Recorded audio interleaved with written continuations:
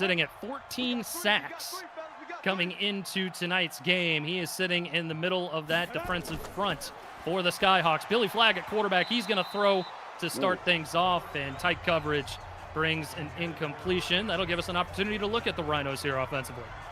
Yeah, this is a good offense, right? Of course, Billy Flagg's got a lot of options to choose from. Doug Day, Mike Coco, great receivers. This is a stacked group, and Liam Sitz is also just a really dynamite runner. Can absolutely blind you with speed from the backfield. Yeah, you can pick him out a mile away, sitting sidecar left here. He'll get the carry. Sights bouncing it off tackles, sidestepping defenders, getting towards the sticks, and that'll be enough for a Rhino first down. Yeah, Sights is built like a refrigerator. Like you were saying, you can kind of spot him from a million miles away. Got those high shoulder pads like Moose Johnston.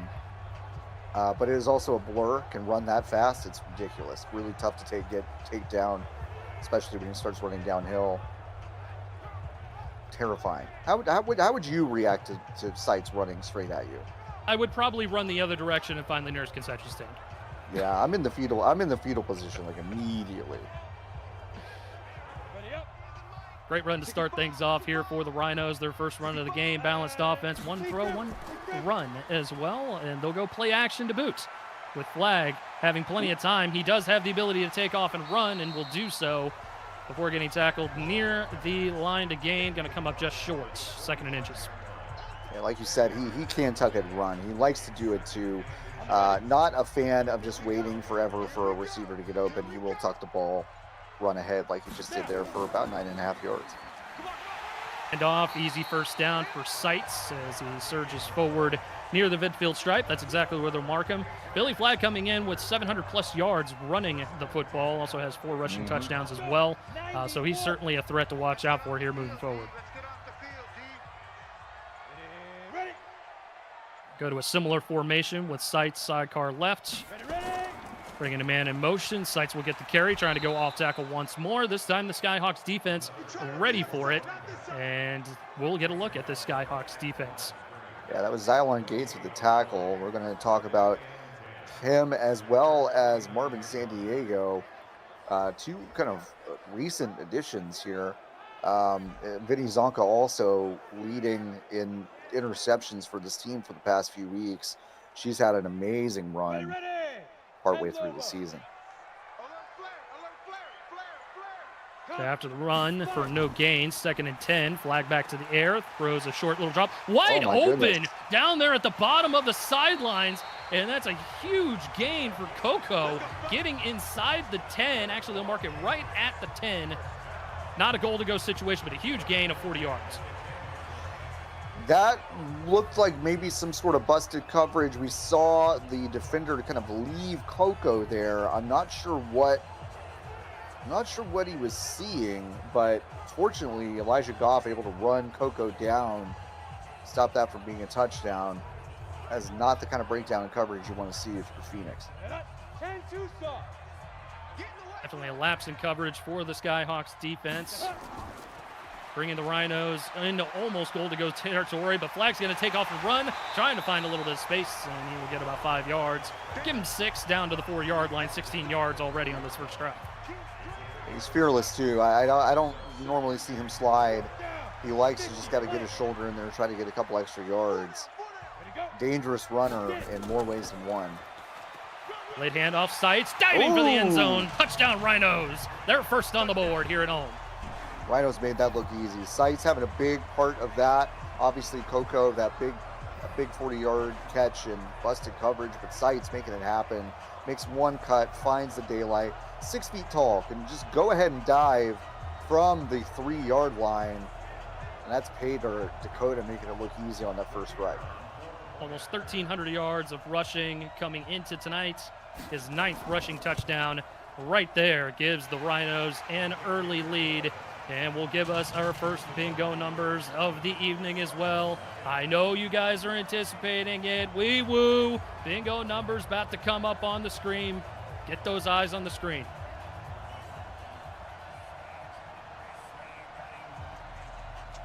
Now we're going to take a look at Phoenix's offense, led, of course, by Joe Tillo. warming up on the sidelines there. These are two really tough defenses to play against. We mentioned how good they are getting after the quarterback. Going to see Dakota's defense just here in a minute with the Fister Bros on the defensive line.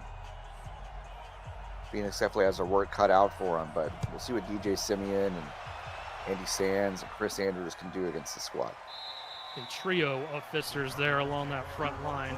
And we will see them in action here as Tillo and company come out to start things off. Tillo going empty. As he will throw. Blitz is coming. Throws. Oh, he had a target open. Just airmailed him on that particular pass. We'll look at the Phoenix Skyhawks offense here. That was DJ Simeon on what looks like maybe a wheel route. Had him open. Obviously, we also want to talk about Chris Andrews, Andy Sands. This is a talented squad. Matthias Sansbino as well at tight end. DR Simeon's going to get in there as well. This is a stacked offense. They've been playing well the past few weeks. 2nd and 10. Gonna check this one down. Holds on through contact right at the 30-yard line. Good play there as we look at the Rhinos defense. And, man, we talked about the trio of Fisters. There they are. Yeah, the Fisters are really something else. Suki Padre there in middle, one of the best linebackers. Obviously, Itachi Uchiha is phenomenal at corner. Super, super dangerous player. This Dakota Rhinos defense is truly, truly special. So on 3rd and 6, delayed handoff right up the middle goes DJ Simeon. And across the 40-yard line, actually it'll give him to the 40-yard line, but a first down nonetheless for the Skyhawks on 3rd down. I really like that play call too. It's just a good opportunity to put a new kind of play in the repertoire, catch Dakota off guard, DJ Simeon, a quick first step, nice acceleration. Gets that first down, moves the sticks for the Skyhawks. And we talked about how impressive Seitz has been running the football. DJ Simeon's been impressive in his own right as well, averaging over 5 yards a carry coming into tonight. Give it to him here. Surging forward through Rhino Blue and up near the 50-yard line. Mark him down at the 47, 2nd and short. I mean, we talk about Seitz's speed on the Dakota Rhino side, or his size, I should say. DJ Simeon also just a huge runner, 6'1", 211. And with the tight end crosser on that one, not a whole lot of space to operate. Not a great ball to Messiah Sansbino. First catch, but it'll go for no yards. No, Sansbino had to kind of come back to that one. It wasn't a great ball. You're right. Had to kind of reestablish himself after the catch and wasn't able to really do that. On 3rd down, lofted ball, incomplete. Threw it into traffic. And Tillo really didn't have a whole lot of options there. He was looking the direction of Simeon, but couldn't come up with it. Now 4th down in no man's land. Yeah, Simeon had a similar overflow. Tillo had a similar overflow to DJ Simeon earlier in the drive, but it would have probably gone for a touchdown if he had been on target. That one for DR Simeon, I'm not sure what the outcome would have been there. And not a great punt there. No. From the punter Brendan Davis, and it's going to end up being spotted at the 24-yard line. Good starting field position for the Rhinos now. Yeah. This will be interesting to see. I mean, they had some good balance in that first drive. Maybe they just keep handing it the sights until something else opens up downfield. Highly anticipated matchup between these two Western foes. Whoa! And there's our first sack of the game as Sparks comes around the edge and gets the flag for a 9-yard loss. Davian Sparks there. We talked about the 2-sack machines these two teams are. Just gets around the blocker. Makes that look so easy. Coming off that edge. One of the fastest players in the league at that position. Super, super fast. And that gets Sparks into double-digit sack territory as well. That's his 10th sack there. Flag on the play as Billy Flag takes off and runs with it. Gets dragged down near the 20-yard line, but I suspect it's going to be coming back. Yeah, this is going to be 2nd and a mile after this. Cooper Bridge called for the hold there at center. That'll back him up to the 8-yard line. Flag throws. This time it's his turn to airmail one. He's only completed one pass. It was a simple little hitch route towards the bottom of the formation, but it went for 40 yards, and that was 3rd and forever. Yeah, both Flag and Tillo, but looking a little shaky, looking a little inaccurate right now. They got to calm down. Trying to set up the screen pass. Flag throws into traffic and incomplete. He knew he had to get rid of that one, John. Oh, he did. He did. And he was smart. I was worried he was going to try to make something of that, but he was smart to just kind of punt, so to speak, on that play. And now they're going to have to punt in real life, 4th and 26, way backed up. So from his own end zone, it's a decent punt past the 50, and not much of a return. Maybe about 3 yards. That'll bring it out to the 49-yard line by Piper. Still a good starting field position here for the Skyhawks on their second drive, and they'll try and make the most of it. Actually, it looks like it's a little bit further than where they ended their last one. Yeah, no, this is a great field position for the Skyhawks. Good opportunity for them to get on the board and put a little pressure on the Rhinos to keep pace.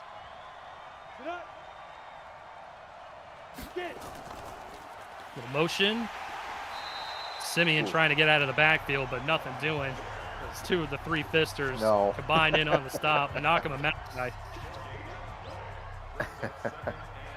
Yeah, it looked like Malachi there was kind of in the mix, and just enormous players, these Fisker brothers. Hello on 2nd and 10, throws far sideline, incomplete. Just a little bit of a late throw. Yeah, receiver already out of bounds on that one. Yeah, these are inaccurate throws, really, from both quarterbacks. Obviously the added pressure going against these 2 sack-heavy teams could be contributing to that, but, antidote for that could be handing the ball off more to establish some of those more favorable passing lanes. Play action on 3rd and 10. I don't like the play call there, and sure enough, I do not either. Doesn't really go anywhere. Shamel Wells, the receiver, actually they lost a yard. So they got that great field position there, and they ended up losing a yard collectively. Yeah, and you're going to throw that out to the flat, check down. Suki Padri was watching that the entire way. Easy tackle for her. It's a bad drive. It's a bad offensive series for Phoenix. They could have made something at that good field position. I didn't like the execution. I didn't like the play calls. Now they're going to have to get rid of it. A slow start here at home, here on the road for the Skyhawks. Dakota, their first possession ended up being pretty good. Second possession, a little bit slow moving as well. Goodness gracious, that's a terrible punt. Back-to-back bad punts there for Brendan Davis. Oh my goodness. That is astonishing. I mean, even worse, the prior punt from further back ended up getting them at about the 24-yard line. This is 29, so a terrible net on that. It's about 20 yards. Ice with the carry on 1st down and goes nowhere. They'll give them a yard. But either way, I mean, this is the second possession in a row that Skyhawks have given the Rhinos good starting field position on bad punts. See if the Rhinos can take advantage here. 2nd and 9, Flag will throw, throws the crosser, completes over the middle, and close to the line of gain, probably short by 3 yards, and it is 3rd down. So backup tight end, looks like Tyler Akins there for that crossing route. A nice pickup to make this a 3rd and short. Tights his sidecar right. Flag will throw on 3rd and 3. Pressure coming. Flag wants to unload. Goes far sideline. 1-on-1 coverage, and it's picked. Intercepted along the far sideline by Elijah Goff, one of the newcomers. And John, we talked about this. Some of these newcomers to this Skyhawks defense have been turnover machines. Yeah, 11 turnovers created from just the mid-season additions alone. Make that 12. Another interception. Elijah Goff. Outstanding one-on-one coverage from a free safety. Decent throw. Put it on the receiver, but that's just better coverage. And now Tillo backed way, way, way up, but that's a big momentum shifter. And if they can go the length of the field and put a score on the board, that's going to be a huge swing. And because we referenced it, 12 is your first bonus number tonight, matching the 12 turnovers forced by newcomers on this Skyhawks defense. We woo, there's your first bonus number right there. Pay attention.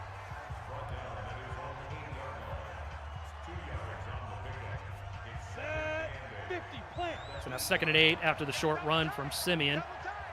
Rhinos have bottled him up nicely so far. Tillo going to go play action, sets his feet. He'll check it down to Simeon. Not a great ball. Goodness. And did as much as he possibly could on that one to get back to the line of scrimmage, but he'll still lose 2 yards. This is some weird conservative play calling early in the game for the Phoenix Skyhawks. I just don't, with this momentum shift, you just want to take a shot or something. Now you got 3rd and long and you're backed all the way up. It'd be surprising if they were super aggressive here. Certainly not a whole lot of fireworks to start this off as we cruise through this first quarter of action. Blitz coming for the Rhinos, picked up nicely. Tillo finds DR Simeon in the middle of the field. It's a first down and more out to the 30-yard line. It started with the Skyhawks picking up a good blitz here. There was a good rush on this ball, and Tillo had enough time to get rid of it, just allowing the receiver, DR Simeon, to get ahead of his defender. Speedy wide receiver was able to get that on target, on time, in stride, to get about 15 yards on a first down. Simeon, the leading leading receiver, I should say, in this offense. Over 1,000 receiving yards coming in. Tillo retreats, sets his feet, fires. Whoa. Somehow thread the needle to his target. That's Andy Sands with his first catch. Wow, as disconnected as Tillo has looked, that was some mind meld stuff there with Andy Sands. I mean, really had to trust his receiver that he was going to get there at that spot at that moment, and he was able to put it on. Check that second catch for Sands. Another throw here for Tillo. 3rd catch for Sands, this time for first down. Yeah, huge target, 6'7", 228. Andy Sands is another big target here for the Skyhawks. Obviously, we mentioned DR Simeon being kind of the leader here, but Sands is such a valuable target, and you can see why. Just kind of head and shoulders above a lot of these defenders, makes that look easy and can take a hit in the middle, still hold on to the ball. Big conversion there. So far, a nice swing of momentum off of that interception from Elijah Goff, as the Skyhawks sitting pretty here, although this has been kind of their kryptonite as they reach right around the midfield stripe. A few yards gained on first down as we reach the end of quarter number 1. Dakota up 7-0 here against the Phoenix Skyhawks in a battle of Great West Conference foes. You're watching UFL Coast to Coast on VFN. Eric Vincent, John Warren here in the broadcast booth with you. And we've got UFL co-founder Cameron Irvine back at VFN HQ. Tillo throws on 2nd down. A little bit too far. Incomplete 3rd down. 3rd down here. I do like the play calling and execution better on this drive, but they've got to put something together here on 3rd and 9 to not let this drive fizzle out. Tillo from the gun. He will throw wide open, and the catch is... Oh, no! The hit jarred it loose near the 20-yard line. Had Chris Andrews, and it is incomplete. 4th down. Chris Andrews is such a great receiver, but it is tough to go up for a football, get hit by Trey Deuce there at free safety. Hard hitter, great cover safety, able to knock that ball loose. Great job, individual effort there by the Rhinos. And so midfield continues to be the kryptonite for the Skyhawks. Better punt this time from Davis, but just a fraction too far, and it's out to the 20 for a touchback. That was so close to being a perfect coffin corner punt, and it still didn't work out. So kind of a bad day at the office continues for Brendan Davis. Flag on first down. Doesn't like it. Takes off and run right in the middle of the field, and he's met by the linebackers just past the line to gain. Xylon Gates with another stop. He's been busy, but it's a first down for the Rhinos. Yeah, he's been very busy. I think he leads the team in tackles this game so far. Flag, taken off. Just a nice burst from him. Knew he was going to get smacked. Kept running anyway.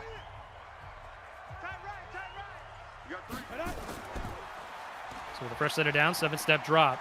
Flag again, wants to take off, but nothing doing. Guess who? Keyshawn Lynch. The rich get richer as he gets his 15th sack on the season. And to do this from the defensive tackle position in the middle is just, so impressive. Keyshawn Lynch is just really asserting himself as just one of the best instinctual defensive players we've seen. Flag thought he had some daylight, and it was just snuffed out by Keyshawn Lynch. 6'4", 327, and he moves like that. Yeah, Flag will throw after taking the sack. Finally finds, I believe that's Doug Day with his first catch. It is, had a couple of targets. No catches coming up, but here it is with catch number 1. Yeah, and Doug Day, he's going to get a few of these. And one of the most dangerous players in space in the league. Can just make something happen out of nowhere. Great first step after that catch. Just always looking upfield. Just a simple slant route there for Day. He turns it into 17 yards. Fresh set of downs for Dakota. Flag will check it down to Sights. Big hit there on the back end. That was to Michael Terrell with the stop. Only a couple yards.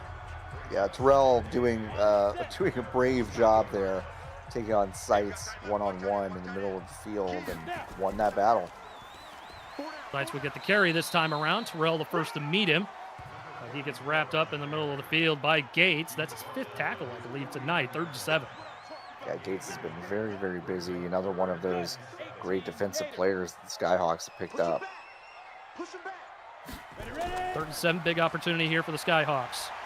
Flag throws middle, wide open target. Catch is made and into the red zone to boot. Great play for Horn, and first catch is a big one. Tony Horn Jr. is such a great red zone target, but boy, you give him some space like that. Billy Flag just found the perfect soft spot there in between coverages. And gosh, that just takes them down to the red zone. Great play, great first catch for Tony Horn. Leading receiver on the team, 730 plus yards coming into today, 31 more there. Flag from the red zone, goes end zone, catch is made, touchdown Coco.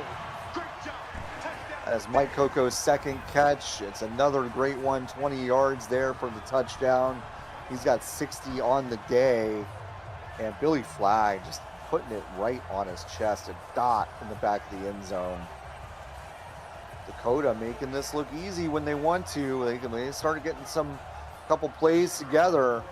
And that was a really, really good drive, spreading it out to multiple receivers. Day, Horn, Coco. Even Sights got into the mix. So that was a nice balanced drive. Dakota looking every bit the 12-1 record they are coming into this week. There's your bonus or your bingo numbers up there on the screen. Vertical winners tonight, my lovely little D-Gens. John, give us a bonus number. Oh boy, let's go 26. 26. All right. So because I'm nice, I'll give you our last one. 12 was our first bonus number, and 26 your second, to go along with all the numbers that you see right there, all 4 of them. Wee woo. Wee woo. I've never done a wee woo before. That was my first one. I'll do better. I'll do a better one. There are varying degrees of wee-woos, my friend, okay? I have had this discussion with all of our broadcasters. We could do excited wee-woos. We could do disappointed wee-woos. We could do ecstatic wee-woos. They're just varying degrees, a whole spectrum of them. Mournful wee-woos? That's a very rare instance, but, it could be a wee-woo. Look at DJ Simeon's numbers as he comes out. He's been pretty good. He's been averaging just over that number here today at 5.1 yards per carry. He's got 5 today. But Phoenix has got to do something about getting stuck in the middle of the field. They have had several possessions where they have just been absolutely stonewalled near the midfield stripe, and that's not necessarily a good start, only a gain of a yard. No, and Padre was fast to sniff that out. Just one of the best kind of shoot the gap linebackers in the game. Has just such a nose for getting into the backfield, tackling runners. And stick with it. And DJ having all sorts of issues. Dakota really honing in on the run action. Nuke Raiden, the first one to arrive. Ooh, Graydon, just another one of those linebackers fly into the ball. Oh, that was a Gacy Briggs also on the tackle. That was these are two. You're going in the wrong direction, Skyhawks. Y'all got to figure something out here. 3rd and 12, trying to set up the screen. Tillo throws and incomplete. We've seen 2 of those instances, one for each team tonight, playing the screen pass well. And Phoenix, man, it's not at midfield, but this was no better here, John. No, and listen, if you're going to have Malachi Pfister running at you to set up a screen, and that's going to freak you out enough to throw a ball into the dirt, then maybe throw the play out for the game, you know? 3rd and long offense just has not been a friend for the Skyhawks tonight, although they finally got a decent punt. I guess, what is that, 5th time's the charm for Brandon Davis? Yeah, fifth time to charm, I think. That was not great. 9th in the league in 3rd down conversions for Phoenix. And Dakota is 10th. So really a tough matchup there, but I mean, you haven't really seen that. I mean, Dakota's really been dominating thus far. Not a whole lot of offense to speak of for Phoenix. Yeah, but you know what's interesting about Dakota is that you go to their rankings. Oh, let's see, let's play from Sights. Sights, decent run there on 1st down. For a team as dominant as Dakota has been, they're not necessarily dominating the statistical charts. That they're kind of all over the place in a lot of different categories, except for sacks. And it's an interesting thing to look at. They're just winning in the margins in a lot of ways. They're doing the little things right. And I think that's a testament on that play there. Blitz was picked up. Just a simple little curl route for flag, and they convert the 1st down like it's nobody's business. Yeah, it was a smart play. Don't try to do too much. Just do enough to get that 1st down. Move the sticks, because you kind of get the sense that the Skyhawks are feeling a little demoralized, not being able to get into the end zone or even really in the field goal range. So fresh set it down, flag. Doesn't like anything downfield, checks it down to Sights, but nothing going on there either. Fernando Hernandez with the stop. Yeah, Hernandez there with the stop, and flag would have been better just chuck that out of bounds, but be that as it may, Sights with a 3-yard loss there, and Hernandez gets a tackle for loss in his stat sheet. Ready up. So bright spot here for the Skyhawks defense. Really not a whole lot of productivity on this drive thus far for the Rhinos. And Phoenix continuing to do a good job with making sure that's the case. Sights, 8 rushes, 29 yards, and a touchdown, but Watson on the tackle, 3rd and long. Yeah, 2 yards gained back on that play. 3rd and long here. We'll look for something in the middle, maybe a crossing route, just to get someone free and maybe get a first. Fresh coverage towards the top of the screen, and that's exactly where flag went. It's Coco, and another big catch, another 1st down for the Rhinos. Yeah, easy money there. I mean, I think that's exactly the play call that they should have had some success with it before. Coco there. Yeah, just easy pitch and catch. That timing was right on that route. Keeps his legs turning, gets another couple yards out at the about 45-yard line for the Skyhawks. Looked like that was Nnamdi Ojuka in there on coverage, and Coco just beat him right off the line through that press coverage. Easy pitch and catch there for flag as they set up in plus territory. 1st and 10, flag throws, another catch, another big run for Coco. He's got to be close to over 100 yards already as they set up from the 21. Yeah, he's got to be inching up there. I think, yeah, there we go, 107 yards and 5 catches. Just an outstanding day so far for Coco. It started with that busted coverage, but he has really earned the rest of these. This has been tight coverage that he has just basically outmaneuvered ever since that first broken coverage play that spun him for 40 yards. Ready, 15, Lonnie, 15 line. Double time. Let a bunch look towards the top of the formation here, just outside the red zone at the 21. A little bit of a shift. Sights with the carry, and nothing doing as Keyshawn Lynch gets in there for another tackle. Really hasn't had a ton of TFLs on the stat line, but a ton of sacks. yeah, no, it's his big thing is getting after the quarterback, but this time he was able to shed that blocker. Just get to the backfield and wrap Sights up. And it's tough to bring Sights down, but when you're Keyshawn Lynch and you're as big as he is, it's a little bit easier. Just technically his 6th tackle for loss right there. 2nd and 12, wide open is Tony Horn Jr. just rumbling inside the 10 to the 4-yard line. Yeah, I mean, just a word of advice. I just don't know if I'd put him, you know, I don't know if I'd leave him open in the red zone. Maybe ever, you know. Doesn't matter on the field, but, like, definitely in the red zone. He's just really good here. Big target, really smart instincts, especially in the red zone. And, oh, he, I mean, almost stayed on his feet for a touchdown there. Pylon cam, great shot.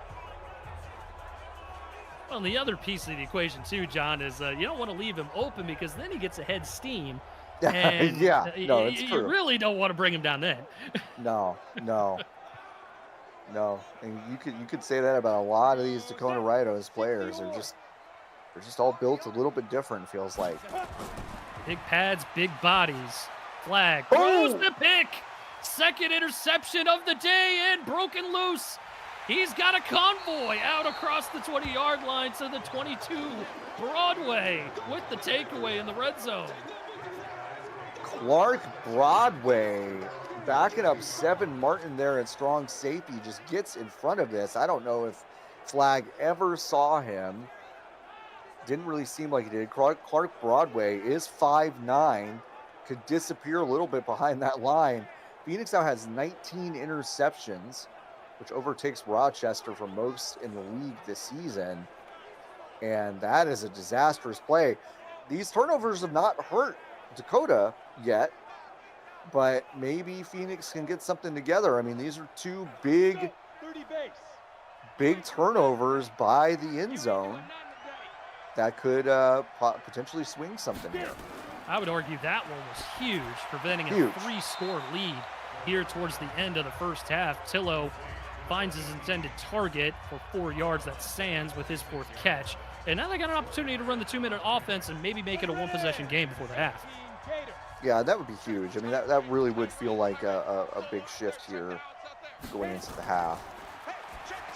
Tillo back to the air, 2nd and 6. Into traffic, catch is made. Going to be a first down as we hit the 2-minute warning here in Dakota. The Rhinos up 2 scores. Could have been a lot more, but 2 turnovers forced by the Skyhawks defense puts the Skyhawks in business as they're driving with 2 minutes left to go. You're watching UFL Coast to Coast on VFN. Tillo from the gun, following the first down, throws near the sticks. Catch is going to be made. DJ Simeon with the grab. Going to be a couple of yards short, bringing up 2nd and 2. Clock will run. Clock is running. No spikes here in the UFL.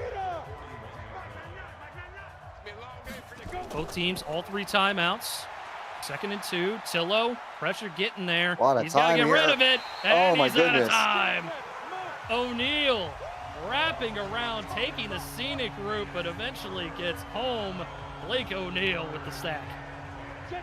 I mean, yeah, Blake O'Neal, scenic route is right. Had all the time in the world to make that sack and did. Now 3rd and 10. Tillo wants to air it out into traffic. Oh, it's dropped. Oh, dropped it. DR had it. It just couldn't reel it in. It's a 4th down for the Skyhawks. Oh, and Malachi Pfister teed off on Joe Tillo at the end of that.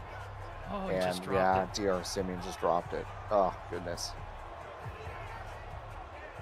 Yeah, wasn't really a big hit on the back end there. No, Deuce might have maybe got his hand in there, but that was just a drop, it looked like. Wow, huge momentum shift there. The Skyhawks could have gotten a score to make it a 1-possession game and the football to start the second half. Booming punt here into the end zone, out to the 20-yard line. Seems like feast or famine thus far for the Skyhawks in the punting department, as Brendan Davis trying to tune that thing up a little bit. Yeah, no, the sliders on these punts are crazy. They're either all the way to the left with these 20-yard shanks or way too long touchbacks. Oh, batted down. Yeah, a little bit too low of a trajectory on that one. Batted down at the line. 2nd and 10. Minute and 3 left. Phoenix still could get the football back. As I mentioned, both teams with all 3 timeouts here. Yeah, we'll see how aggressive Dakota is also with all 3 of their timeouts. Flag throwing near sideline. Catch is made, but it's short. And most importantly, out of bounds. So a 4-yard gain, but it stops the clock. Mm-hmm. Ready. 52. Block 52. 52 is the mic. I'm coming after you. I'm coming after you. Now. Less than a minute to go. 3rd and 6. Flag to the air. He will throw. Finds Coco. Oh my goodness. He has just been on another level today. Mike Coco breaking tackles, all sorts of yardage. 121 yards on a touchdown in the first half. Yeah, that's a really big first half for Mike Coco. I'm surprised Dakota didn't call a timeout there. They're letting this clock run. Guess they're content to keep running some time off. Look at that catch from Mike Coco. That's a season high for Coco, and that's for entire games. And this is he's already hit that mark in the first half. Clock moving. Flag wants to take off and run. Thought about the sideline, cut it back in, gets near the 50-yard line, and there's going to be a timeout for Dakota. That was a great run by Billy Flagg. Able to just kind of get that angle at the last second to get a couple more extra yards, get that first down. Stop the clock. They're in midfield. 28 seconds left, 2 timeouts. 250 total yards for this Rhino offense in just the first half, but they're only up by 2 scores. Flag from the empty. Pressure coming. He's going to go through the crosser, and the hit jarred the football loose there. Incomplete. I believe it was Gates with the hit. Yeah, it was Gates with the hit, and honestly, the best possible outcome for Dakota. They weren't going to get a lot of yardage on there and going to have to burn a timeout instead. Clock stops with the drop. Flag back to the air. Throws far sideline. Coco is open again. Timeout called for the Rhinos as they get closer and closer to pay dirt. Mike Coco is having the night of his career. I mean, this is just a spectacular performance, and he's getting open. I mean, these are routes that they're crisp routes. He's a great route runner, and they're just not picking up on these the Skyhawks defense. Only about 60 yards of passing offense have gone to somewhere other than that man right there who makes another catch inside the 10, out of bounds with 14 seconds to go. 8 catches, 164 yards, and the 2 beautiful sideline grabs to end the half here. Good Lord. I mean, and that's a great pass by Billy Flagg. I mean, had to really get that in that tight window pretty fast. And we're getting word from Cam in the truck that this is the 9th most receiving yards in a full game. It's 164 yards. Mike Coco has that in the first halst. So now first look at that blitz pickup. Flag gonna take off. Oh my goodness. Home. He's gonna waltz into the end zone. Touchdown Dakota. I think Billy Flagg knew exactly what he wanted to do the second his blocker picked up that block. Upended. There we go. You can see on the right side of your screen. He just knew, okay, no one's there. I can take off. And that was just perfect. Executed to perfection. I don't think that was a called play, but because that block upended the defender and there was no one there on that side, Billy Flagg just saw the lane, took off, and that's an easy score to put Dakota up by 3 scores with 8 seconds left. So massive swing. We thought, okay, maybe Phoenix can put some points on the board at the end of the half, get some momentum going into the half. Instead, what happens, they got to punt it away. And Dakota comes down the field, scores their 3rd touchdown, and boy, it puts the Skyhawks in a real difficult position headed into the half. Absolute disaster. I mean, you stop them from driving down the field, getting into the end zone with that interception, and then you can do absolutely nothing with it. Worse yet, you couldn't take any time off the clock, and then Dakota just with ease works it down the field. 2-minute offense to perfection and takes that 3-scored lead anyway. With just 8 seconds to go, Phoenix going to run this one out near the 20, and not a whole lot of operating room. Tackled at the 19, 5 seconds on the clock, and Tillo just going to hurl it as far as he possibly can here before the half. Empty set here. Let's see what they do. Now it's Okay. Maybe not. And That's a choice. Clock will hit triple zeros anyway. But again, we've talked about it. Phoenix's offense just a bit head scratching here early on in the first half. I mean, it's something they worked on last week to push the ball down the field more with less checkdowns. But I mean, we haven't really seen working the ball down the field at all. Your first thoughts, John, as we hit the first half? Well, Billy Flagg has had a couple of, I think, really inexcusable turnovers, especially in that late drive with the interception right at the goal line. But the story is Mike Coco. I mean, Mike Coco is having a career night just in the first half. He's finding these open seams in the defense. Skyhawks looking a little out of sorts.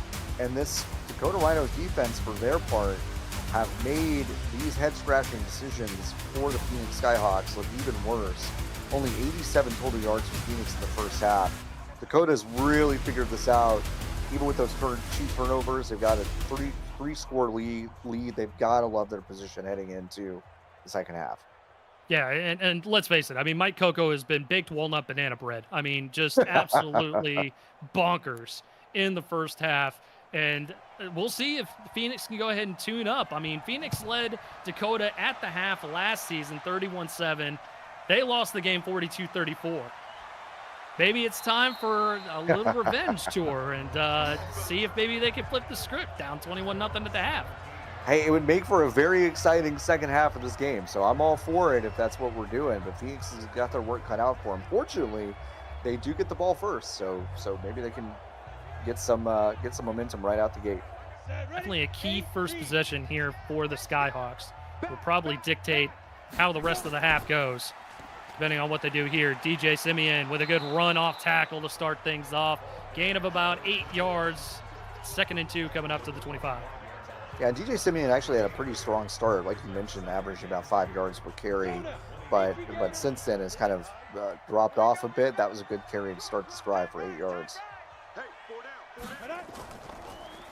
From the gun, another carry for DJ, and he will avoid initial contact to get enough for the first down. So a good start here for the Skyhawks as they move 10-plus yards to start things off. Yeah, I think a good, smart couple plays, get Simeon back involved in the game plan and move the sticks. Quick in and out of the huddle. 1st and 10. Tillo throws. He's been having trouble with that virtually all game long. Another one just a bit too far along those sidelines. He cannot hit those. He cannot hit those tonight. I don't know what the deal is. Kind of mistimed throws that are also a little bit far. 2nd and 10. Tillo wants to throw middle, but he just juiced the throw a little bit too much. 3rd and 10 coming up. This is fascinating. I mean, he is a very accurate passer, especially 20 yards downfield typically, and he's missed almost every single one of those tonight. 3rd and 10. Tillo just going to spin out of it, take off and run. He's got the sticks, and he's going to get the first down. What a run from Joe Tillo for 11. Travaris Pierce not there in time to make the tackle, and Tillo gets 11 yards on that play to move the sticks. So making it happen with his feet, evades a tackle there. And just too big.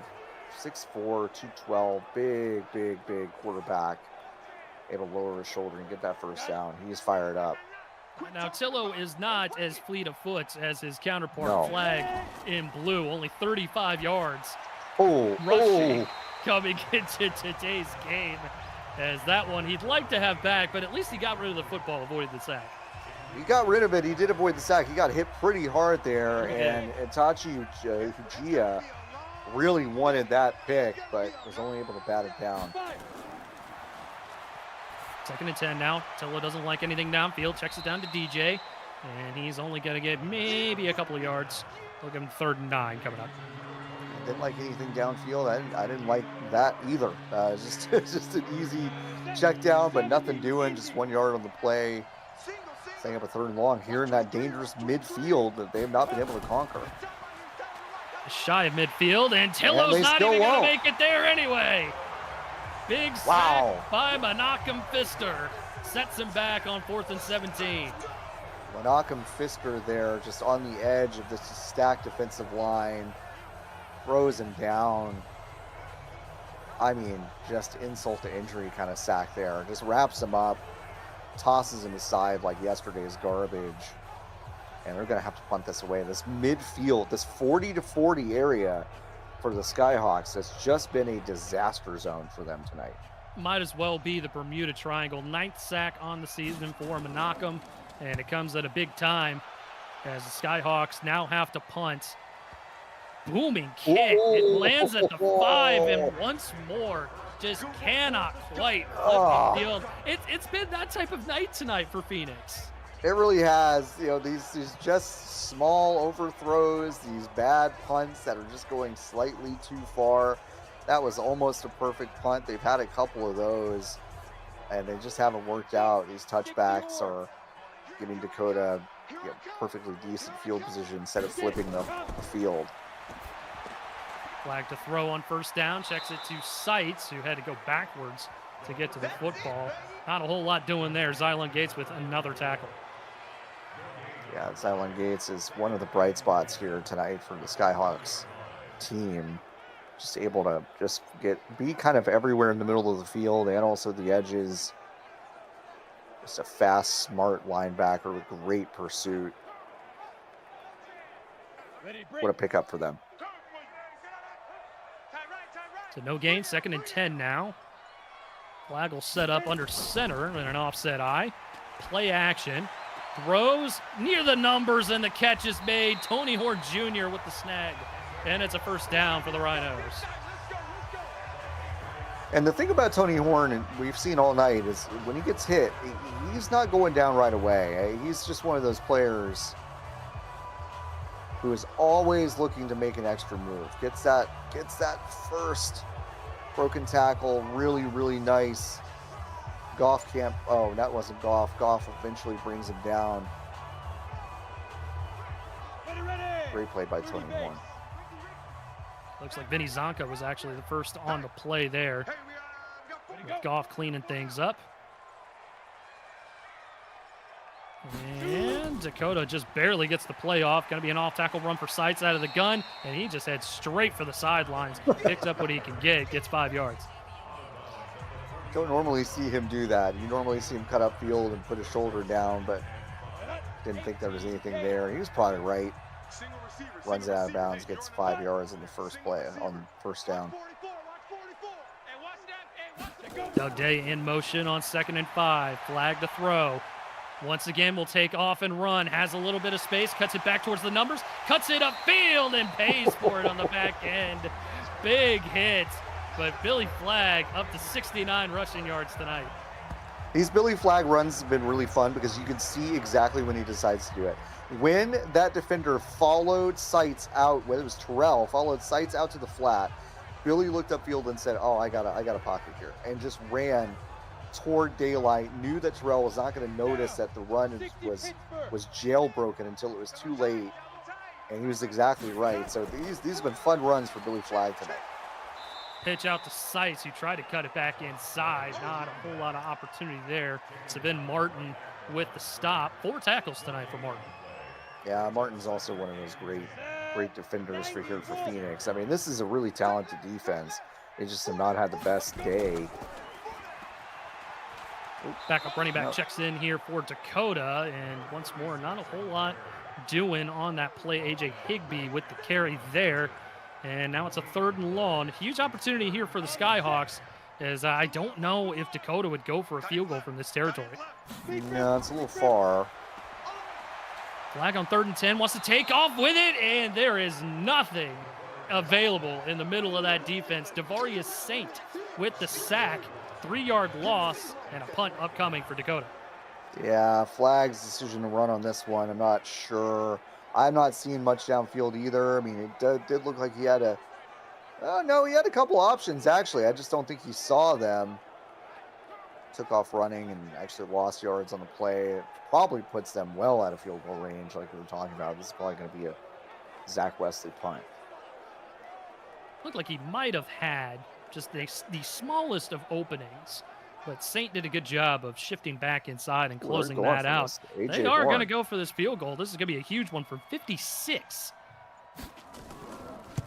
AJ Horn puts the boot to the leather, and it is no good. Looked like it might have had the distance. I can't tell. I from can't this tell at angle. all. We'll get another look here. Might have been just a bit short. No, it That was wasn't. It wide. was wide left. Unreal. So Phoenix dodges a bullet on that one. And now decent starting field position, but once again, John, kind of in the Bermuda Triangle. So Yeah, we'll see if they can get out of it. It's almost terrible news, right? You would almost think they want to start outside the 40, try to get something, a bomb happen, 30 yards, 40 yards downfield to get out of that zone. But they are in no man's land. Pillow throws a little comeback. That catch is made. They're into plus territory. 7-yard gain there.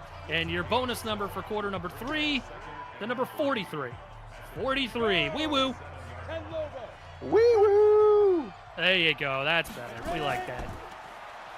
2nd and 3. Tillo throws, come back to the football, and stretches out across the line to gain. Going to be a first down for the Skyhawks. Could the monkey be off their back here, John? Sansbino got him across the 43. They just got a couple yards to get out of that awful 40 to 40 zone they haven't been able to breach. Pillow, nothing downfield. Just going to check it down. Oh. Finds DR Simeon. Holds on through contact, but only 3 yards. They're right at that 40 mark. We're going to have a mini celebration when they get past the 40 here.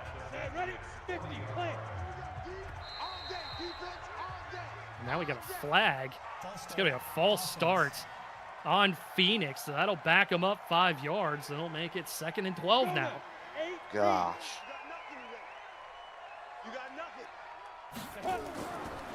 Trips towards the top of the formation. Tillo goes that direction. Just a simple little flat route. And DR going to make another grab. This is agony. This is agony. They've got to get out of this. I'm rooting for them to get out of this 40 zone.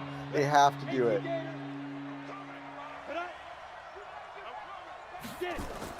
3rd and 8. Tillo steps up. Has to get rid of it. Throws a high ball towards They DK. got out of it. Catches it. It's 4th and 4. You almost got to go for it. I mean, you have to at this point, right? I mean, I would hope so, except it looks like they're sitting out Zachary Anderson here for a field goal attempt, and I don't know if he's got the leg.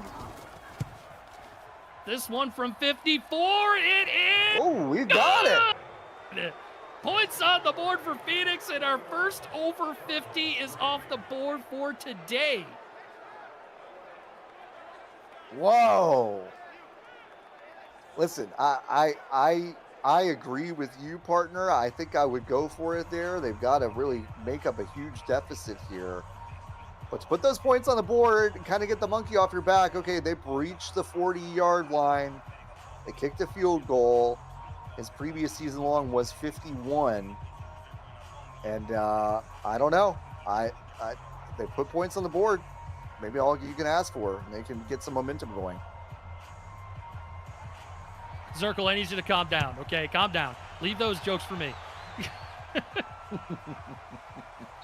Into the end zone for a touchback. More numbers up on the board. Wee woo. And again, our first over 50 field goal or otherwise on the day today.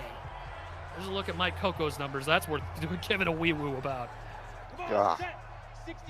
He's having an outrageous game. We'll see if he has a good second half here.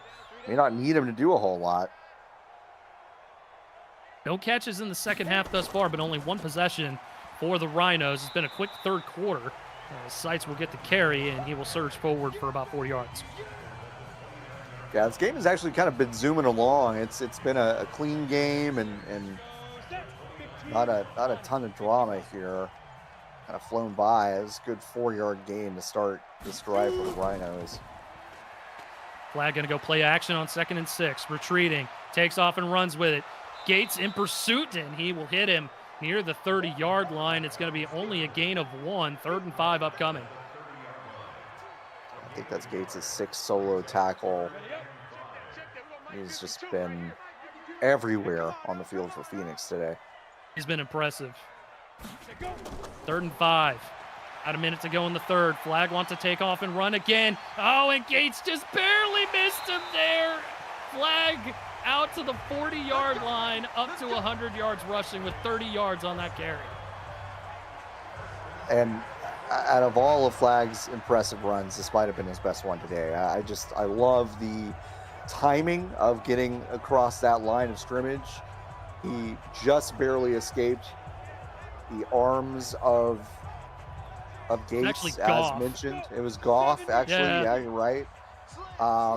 And made a huge play out of it. 8 carries, 100 yards. Back to the traditional ground game, Ouch. and sights met right at the middle of the field with Keyshawn Lynch, his second TFL of the game. Also got a sack early in the first half. Yeah, he's had a big game as well. And oof, man. It's not often you see a player just knock sights back. Just hurling offensive linemen out of the way. Hurling him out of the way to get the sights. 60 yard. Let's go, D, let's go. Second and 11. We'll see if they get one more playoff before the end of quarter number 3. They will not.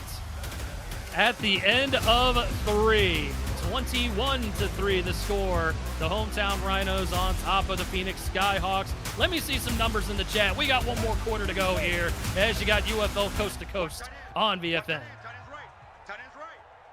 Eric Vincent and John Warren here with you in the broadcast booth. UFL co-founder Cameron Irvine back at VFN HQ. Doug Day with the catch right there. And only a minimal gain. 3rd and 7 upcoming for the Rhinos. Yeah, 3rd and 7 here. Skyhawks 37-yard line. They've got a lot of different options they could do here. If they just pick up another couple yards, it might be easy to kick a field goal. In the heavy set, Seitz will want to go off tackle. A little bit indecisive on where he wanted to go with running that football. And Watts able to wrap him up. 4th and 4. He's going to hate the tape on this one. I just think he needed to go be a little more decisive. He could have gotten at least a few yards on that, maybe a full first down. But instead, just a little bit hesitant, gave Skyhawks time to close in on him. The 150-yard attempt deserves another. This one from 52, and it is right down the middle. Good. 3 more points for the Rhinos off the foot of A.J. Horn. Back to a 21-point game. A.J. Horn there making that look easy. He had the distance on the last one, too, just a little bit wide. And while we got our numbers up on the screen, it's my turn to pick a bonus number. So we're going to go with number 37. 37, your bonus number for the 4th quarter. Wee woo. Vertical winners tonight here. If we'll hope to get you some more numbers here, as it's been slim pickings here in the opening for UFL Coast to Coast. Phoenix an opportunity to do some damage here, though. They're down 3 scores. Still a good amount of time here, but they got to put their foot on the gas, John Warren. Yeah, they've got time. It's that time is not the issue. It's just what you're going to do with that time. I mean, are you going to send Chris Andrews deep? Are you going to start throwing more deeper crossing routes to Andy Sands? There are options here. There are good options here. DR Simeon obviously is going to be involved, but is Joe Tiller going to execute on any of those things? Dillo, good blitz pickup here. Gonna check it down. Not a whole lot there, as you can tell that Tillo was crunching numbers trying to figure out where he could go with it. He picks up 4 on that pass. Yeah, and listen, it is a testament to the Rhinos defense that he had to check it down to their fullback, Cody Charles. But there are probably some options here. There's an option right there, and look who it is. It's Charles. Wow. With a second catch in as many plays. This one a huge one for a first down into plus territory. I'm sorry, Cody Charles. I was not aware of your game, sir. I apologize. That was a nice route run there from the backfield, and big first down. Going no huddle. Skyhawks in their Bermuda Triangle, trying to get out of it. This is a good start. It's going to be a first down. Finds Chris Andrews into the 33-yard line. They got out of the 40 to 40 range. They got out of it with a first down, too. So fresh set of sticks outside no man's land. Tillo, blitz coming, and he's going to go down. Javaris Pierce with the sack. 8-yard loss. Pierce untouched here. Everyone worried about the three Fister brothers up front. They do not pick up Pierce. 2nd and 18. Tillo. Nowhere to go. Has to check it down to DJ. Good move along that far sideline and pick up a little bit of extra yardage and get close to the original line of scrimmage, 3rd and 11. Yeah, that's about as good as you can expect from a play in the flat like that. Had a lot of room, able to get that field pretty quickly. Get some of those yards back, 3rd and 11. Tillo, quick fires into coverage, was looking the direction of DR Simeon, but it hits the turf. 4th and 11. This will be a 50-yard field goal. Do they go for that? I think it's better to go for it on 4th and 11. I mean, yeah, I guess. Does it help you with 9 minutes left to just settle for 3? You're going to make this an 18-point game and still 3 scores. Down and distance definitely doesn't make it favorable, but here they go, 4th and 11.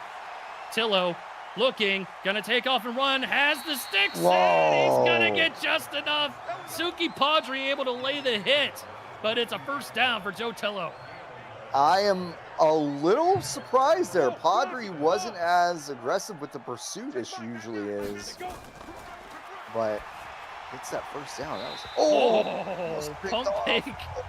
Oh man, could have easily turned the tide for the Rhinos as they're up 3 scores here, but it's incomplete. Phoenix will reload.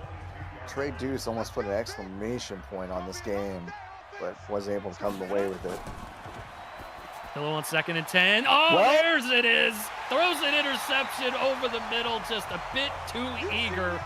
And Montgomery able to get the exclamation point that the defense was looking for. Well, that was another bad decision by Tillo. I don't know exactly what he was looking for there, but Montgomery able to just kind of step right in front of that. A little bit of traffic there. It looked like for the Skyhawks running routes. Maybe that's not Tillo's fault, but that was ugly play if you're a Skyhawks fan. And now with that turnover, Rhinos can really just, I think, start to run this thing out if they want to. Yeah, good note from Tyler Falk in the chat. Route definitely got bumped, and that probably adjusted where Tillo was really going with the football. So now Dakota with a whole lot of opportunity to chew some clock here. A 2-yard run on 1st down.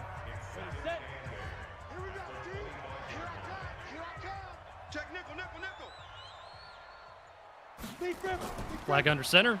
He'll go back to Sights. Right up the middle. And he'll get close to the marker. It's going to be 3rd and inches upcoming. Yeah, if they start to string together a couple 1st downs here, it's going to be real tough for Phoenix to make anything of this. So they got to tighten up and try to get a stop here. Looks like they're going to send Goff on a safety blitz. No, instead he's going to back out of it, and he picks up on the RPO. That was an incredible play from Elijah Goff. Whoa, Elijah Goff might have just saved this game for the moment for the Skyhawks. Just absolutely never faked out by that. Immediately went to the side to pick up Mike Coco. And boy, that was a heads-up defensive play from a great free safety. Dakota going to have to punt this away with 7 minutes left.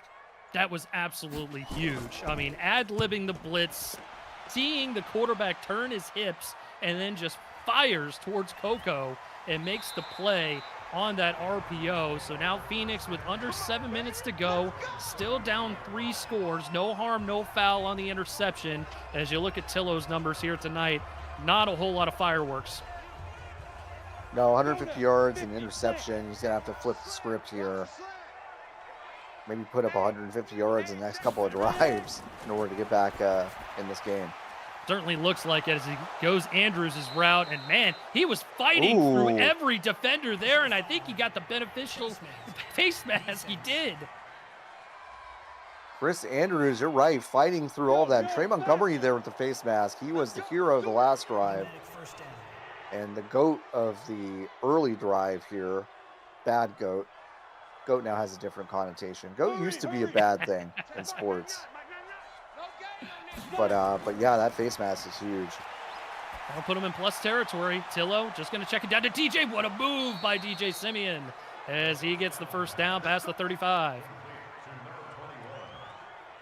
And that's some momentum there off that face mask mistake. Tillo trying to make these Rhinos pay.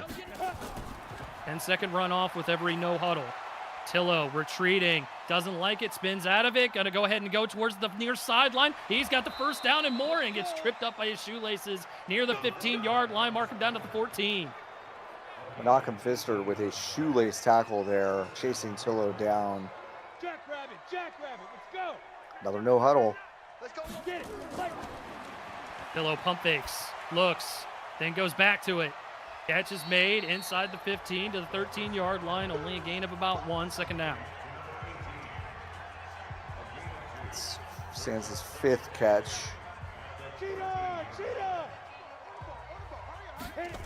Phoenix trying to keep up the tempo, play action, blitz picked up. Tillo goes end zone, but man, it was just way out of the back there. He's put so much air on some of these balls. You know, they're gonna have to work on some of their timing and routes this week, I think. Tillo's just gonna have to get a lot more accurate. Like man coverage for the Rhinos on third down, throws one-on-one and picked off. What an interception on the back end, one-on-one coverage for Rick Kuhn. And go ahead, do a little dance.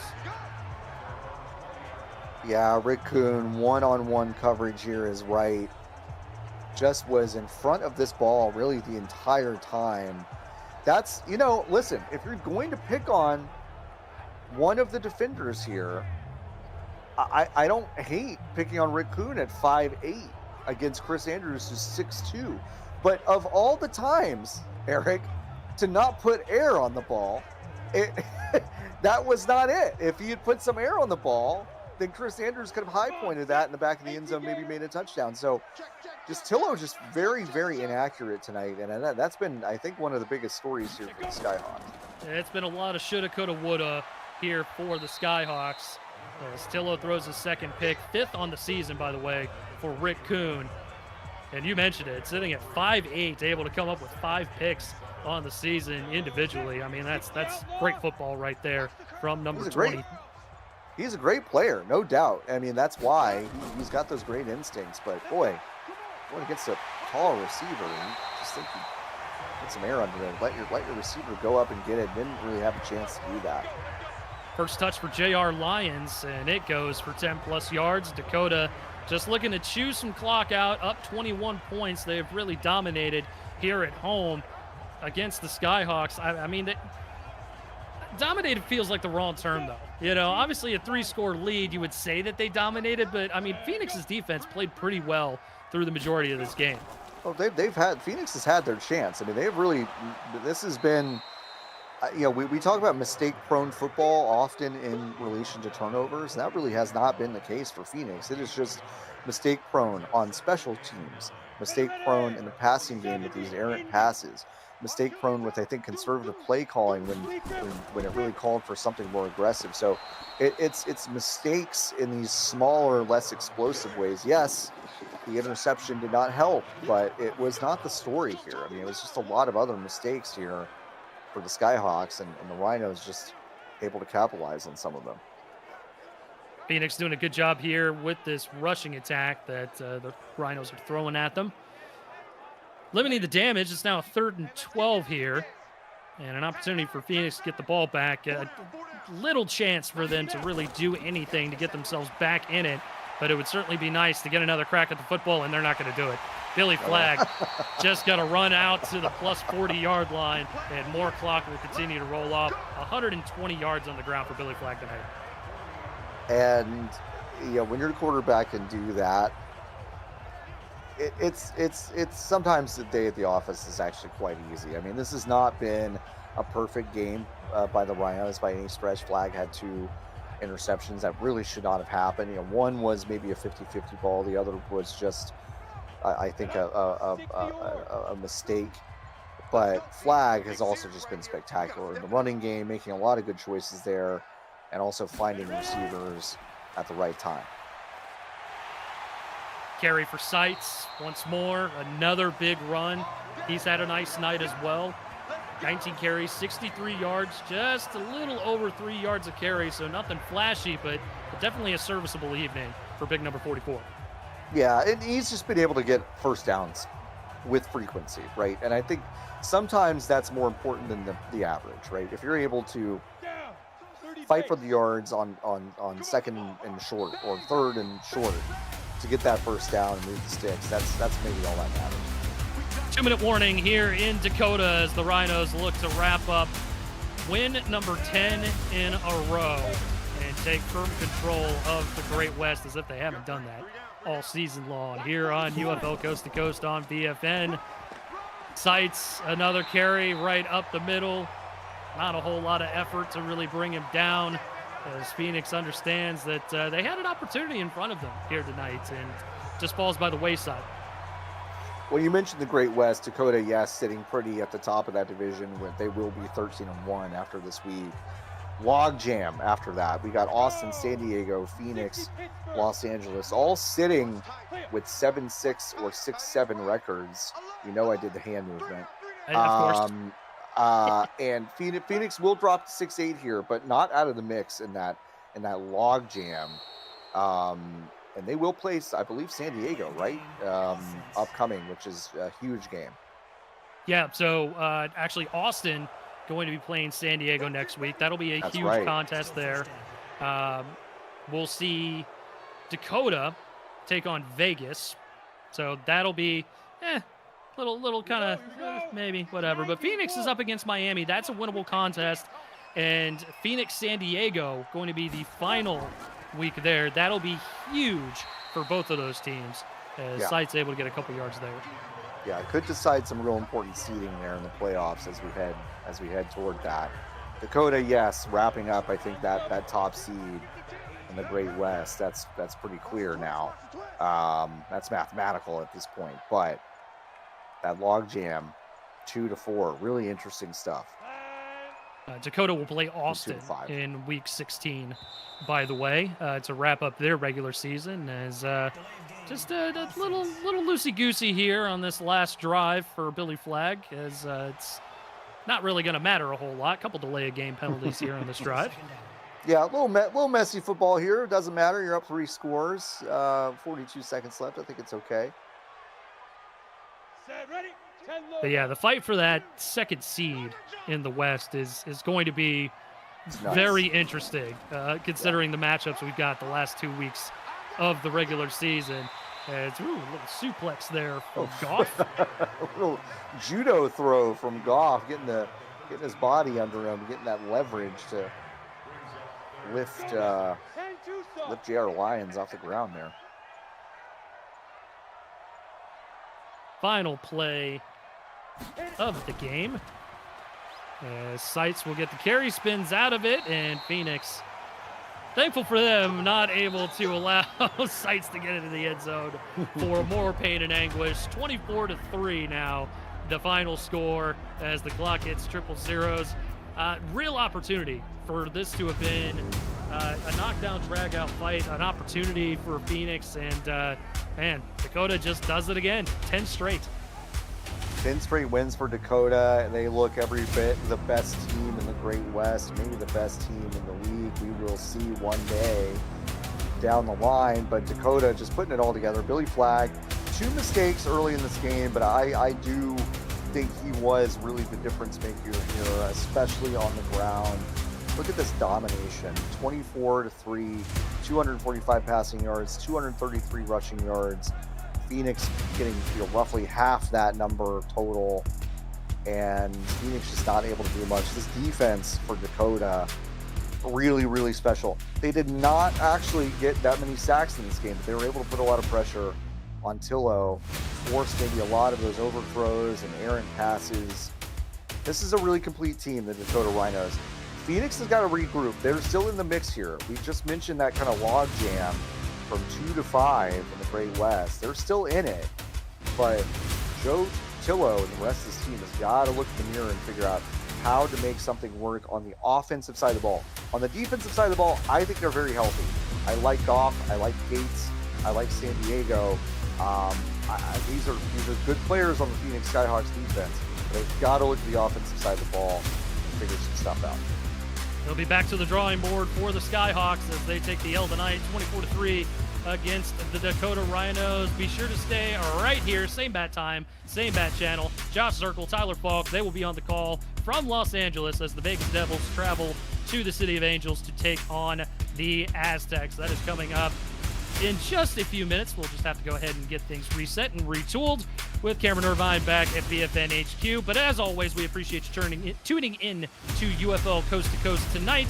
Be sure to check out YOUFL.football. That is our website for all information on this great league. And as always, if you had half as much fun as we did, we had twice as much fun as you. Stay put. We'll be right back with more UFL football to come on UFL Coast to Coast.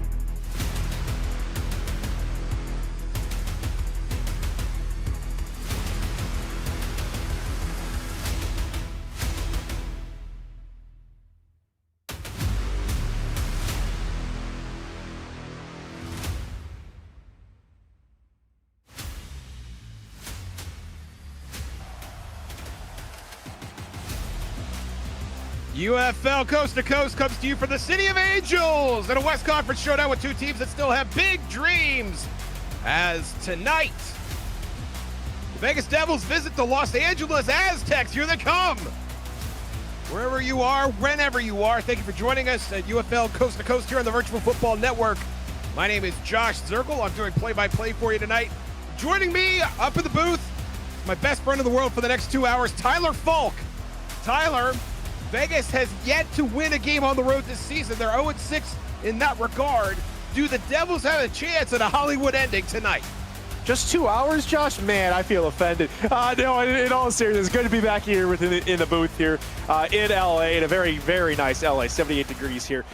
Vegas has been trying to fix everything and anything. They've been diagramming. They've almost been looking at a whiteboard with a whole bunch of different yarn lines trying to figure out how they can get their offense going. And for their sake, I really hope they did. They're one of the best locker rooms that are really trying to make the best of this situation. They've got a tough test tonight against LA. Both teams, they're not really going to catch Dakota in terms of getting to the top of the Great West, but there's still that second spot to play for automatic bye.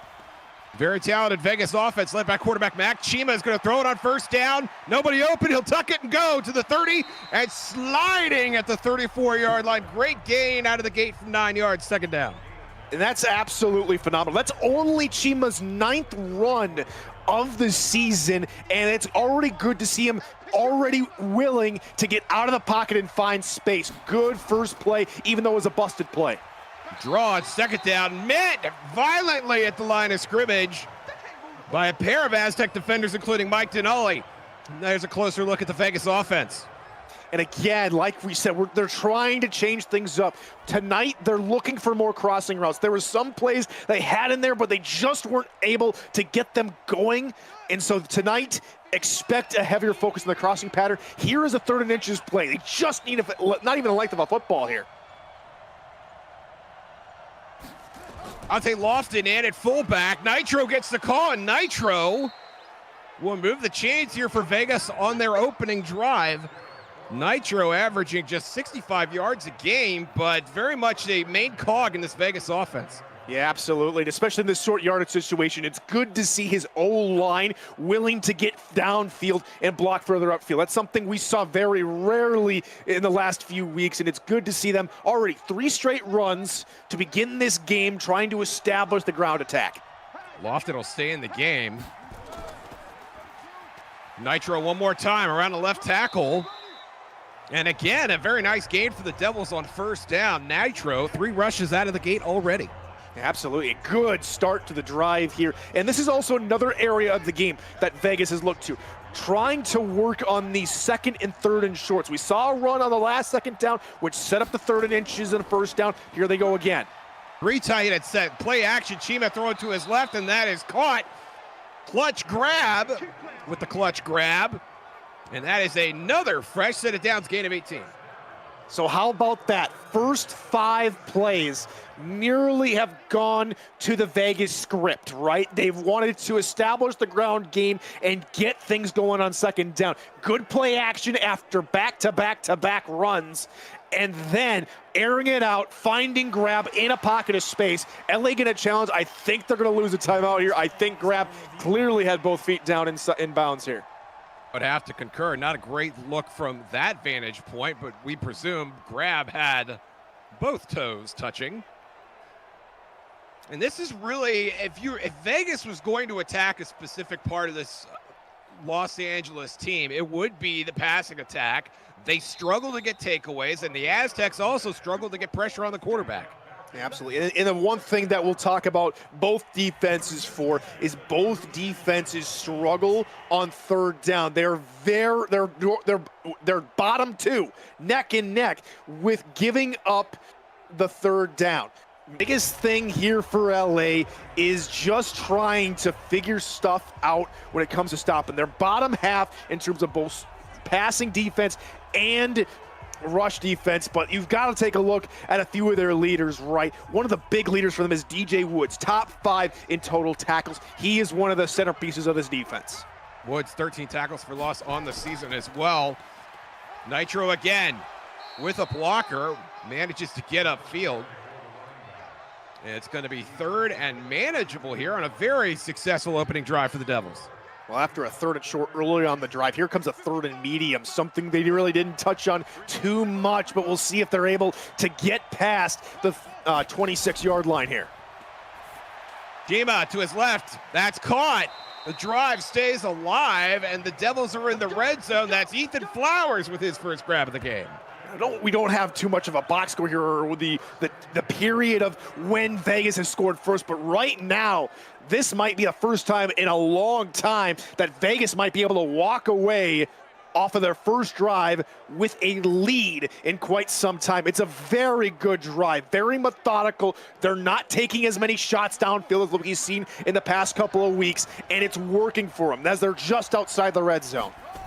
Vegas working in a touchdown drought now, 7 consecutive quarters without a touchdown. They scored their lone touchdown against Austin in the first quarter of that game, and of course got shut out last week against New Orleans.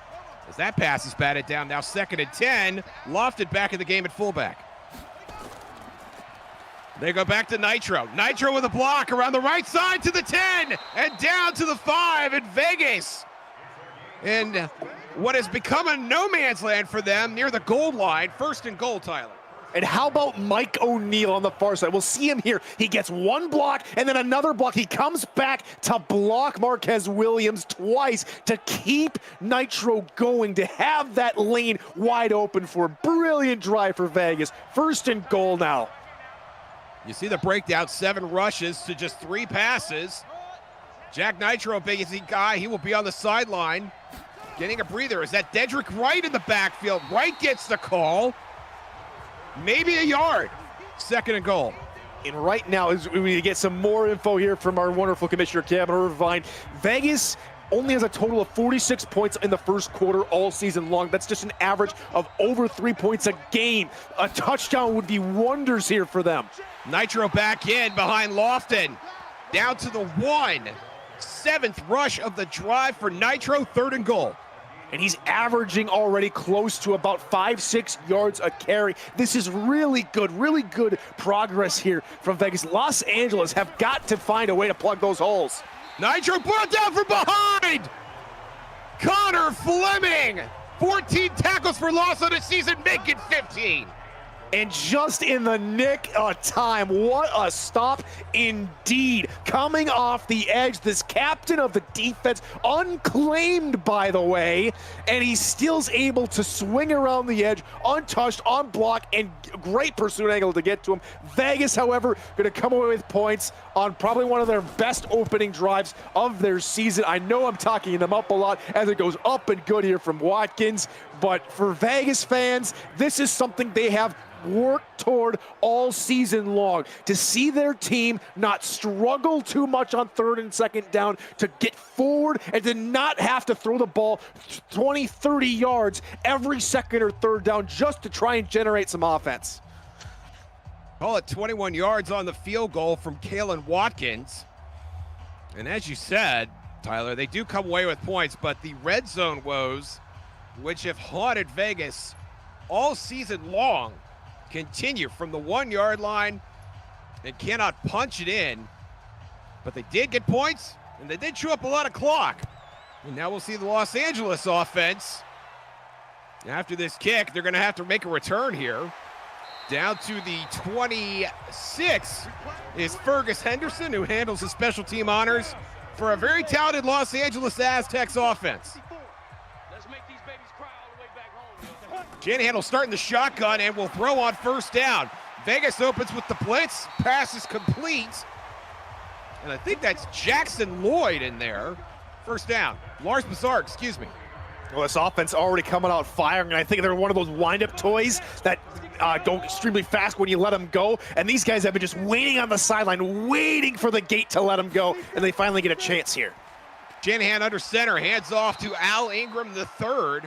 And Ingram will be stopped in his tracks by Landry Williams. Here's a closer look at the Aztecs offense. Biggest thing about this offense is Shanahan, I think, and he's very underrated. Where Chayma doesn't run a whole lot, Shanahan does it more, and he does it a lot he does it very efficiently, right? So he's going to get a couple of big gains tonight, maybe 2 or 3, maybe even a touchdown. That's just how methodic he is. He's one to not stay too long in the pocket and get the ball out of his hands or take off running.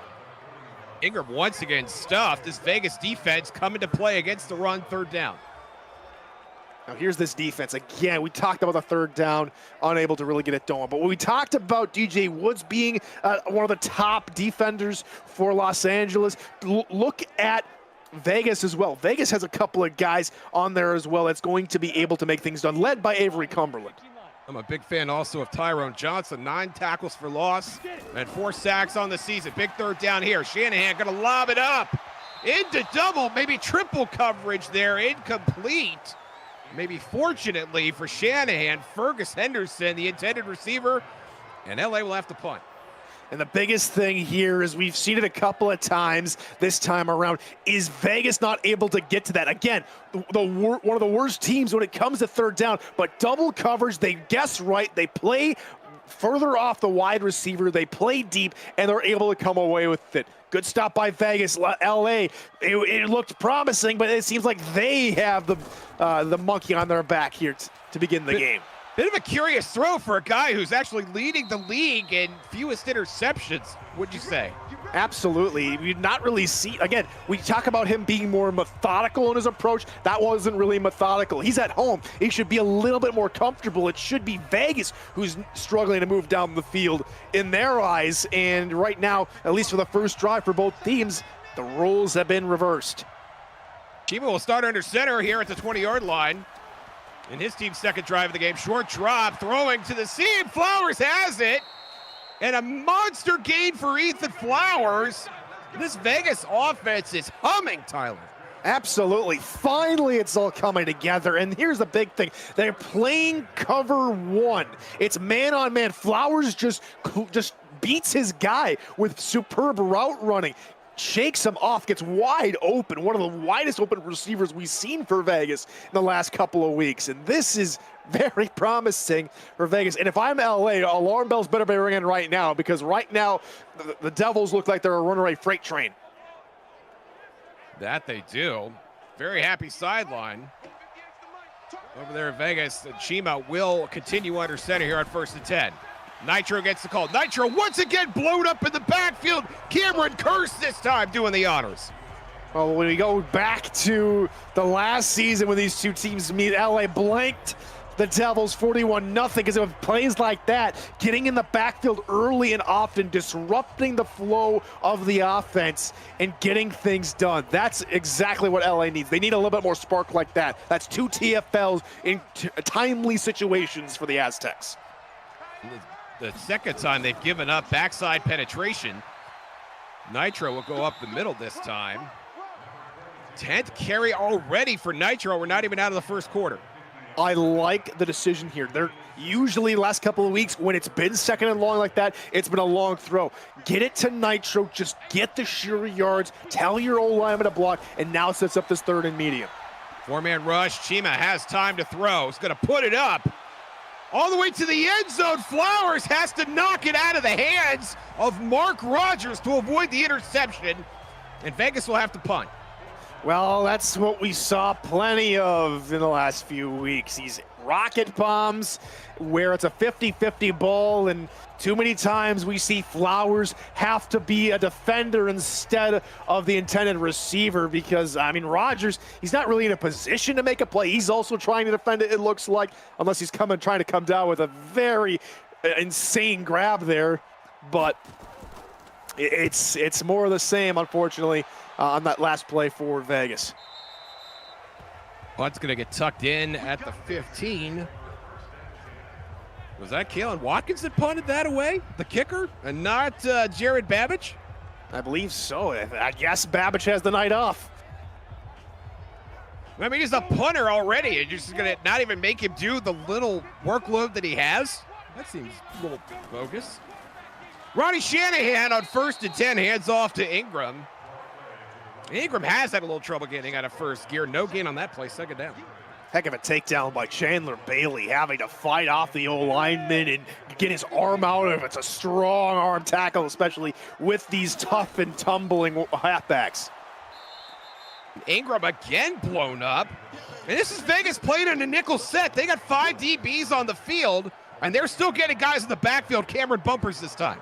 I mean, the entirety of the internal offensive line just looked like they just blew past their blockers. He's double-teamed. He is double-teamed and fights through that. That's insane. How do you let that man go free? Now 3rd and not so manageable.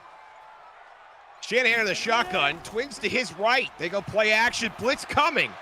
Shanahan throws to his left, that is caught.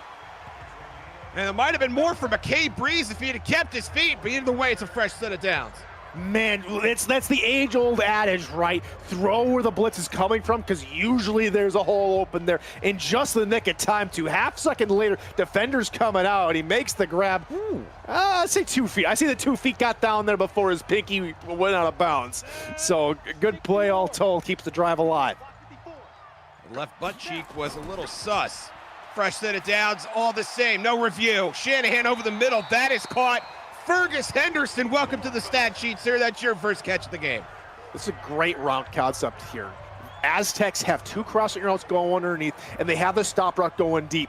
And Las Vegas plays, they play up and tight to the line. They underneath routes, those crossers, which leaves Henderson wide open over the middle of the field.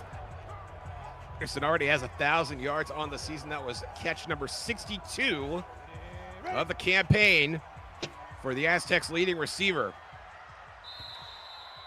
And that will be the end of the first quarter. We got a good one here so far. Vegas looking to make a game of it. They lead 3-0. You're watching UFL Coast to Coast on the Virtual Football Network. I'm Josh Circle. He's Tyler Falk. We're watching football here in the middle of July. Ronnie Shanahan over the middle. That is complete. Javon Muhammad. His first catch of the game, and that is good for a first down. Cover 3 by Vegas, and sometimes that leaves the middle of those 2 linebackers in the middle of the field wide open. A space in between them, find the hole in the zone. Good throw by Shanahan. He looks a lot more comfortable here on the second drive. Play action from Shanahan, throwing to the sideline. Again, that's going to be picked off. Vegas has the first turnover of the game against the guy who never throws interceptions. It's Stephon Bledsoe. Well, commentator's curse. He looked comfortable, and then he does that. Only the 10th interception of the season by this Vegas team. They don't get too many of them, and when they do, they celebrate as they should be. That's a perfect interception. Gets the job done, and for Bledsoe, that's his 4th of the season. He's the team leader in interception. Everything coming up Vegas here so far in the first half, and now Chima will take over with the best field position either team has had so far from his own 28. Nitro up the middle, and Nitro finally corralled by Connor Fleming. Gain of 4. So how do they respond? Good play on first down, get the drive going, keep moving forward.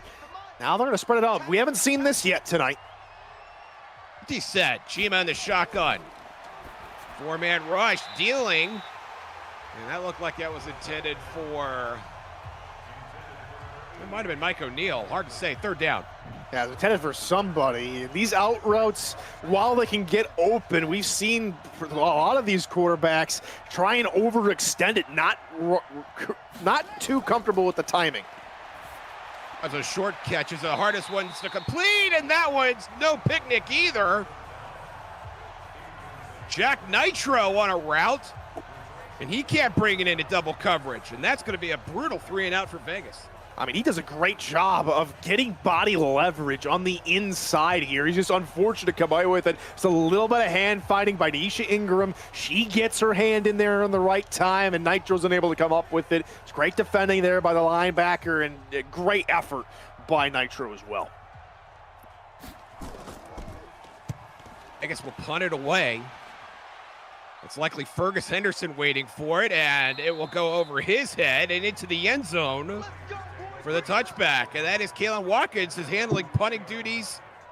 And Jared Babbage may just be at the lake with his family. Who knows? Absolutely. One person who's still trying to get off and out of the boat and back into the playing field is Ingram. Only 1 yard on 4 carries. This is something we're not too often accustomed to seeing. Usually Ingram has a few more than that. Shanahan out of the shotgun, thrown on first down. That's caught. Lars Bizarre will have that as his second catch of the game. Good for 4 yards, second down. And back to Ingram for a moment. He was tapped during the middle of the week in practicing. He's going to get a lot more touches than Victor Washington tonight, who Washington has the team lead in rushing touchdowns. So different kind of calls we see. The Aztecs go back to work. Fullback is in for Los Angeles. Shanahan nowhere to go. He's going to tuck it and run.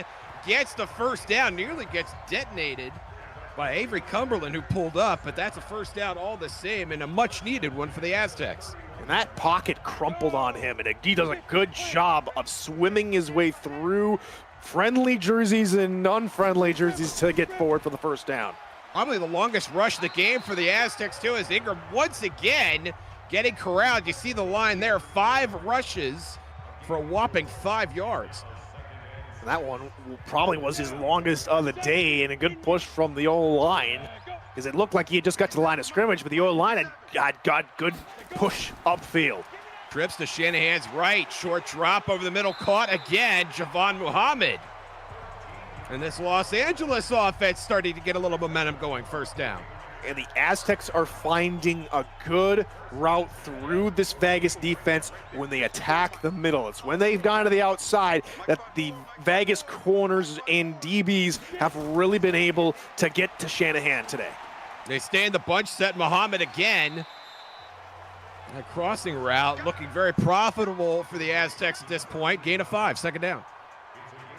Underneath route, caught Vegas in man covers. That's the perfect combo to get that ball out to the underneath route. There's a lot more space, a lot more speed out there.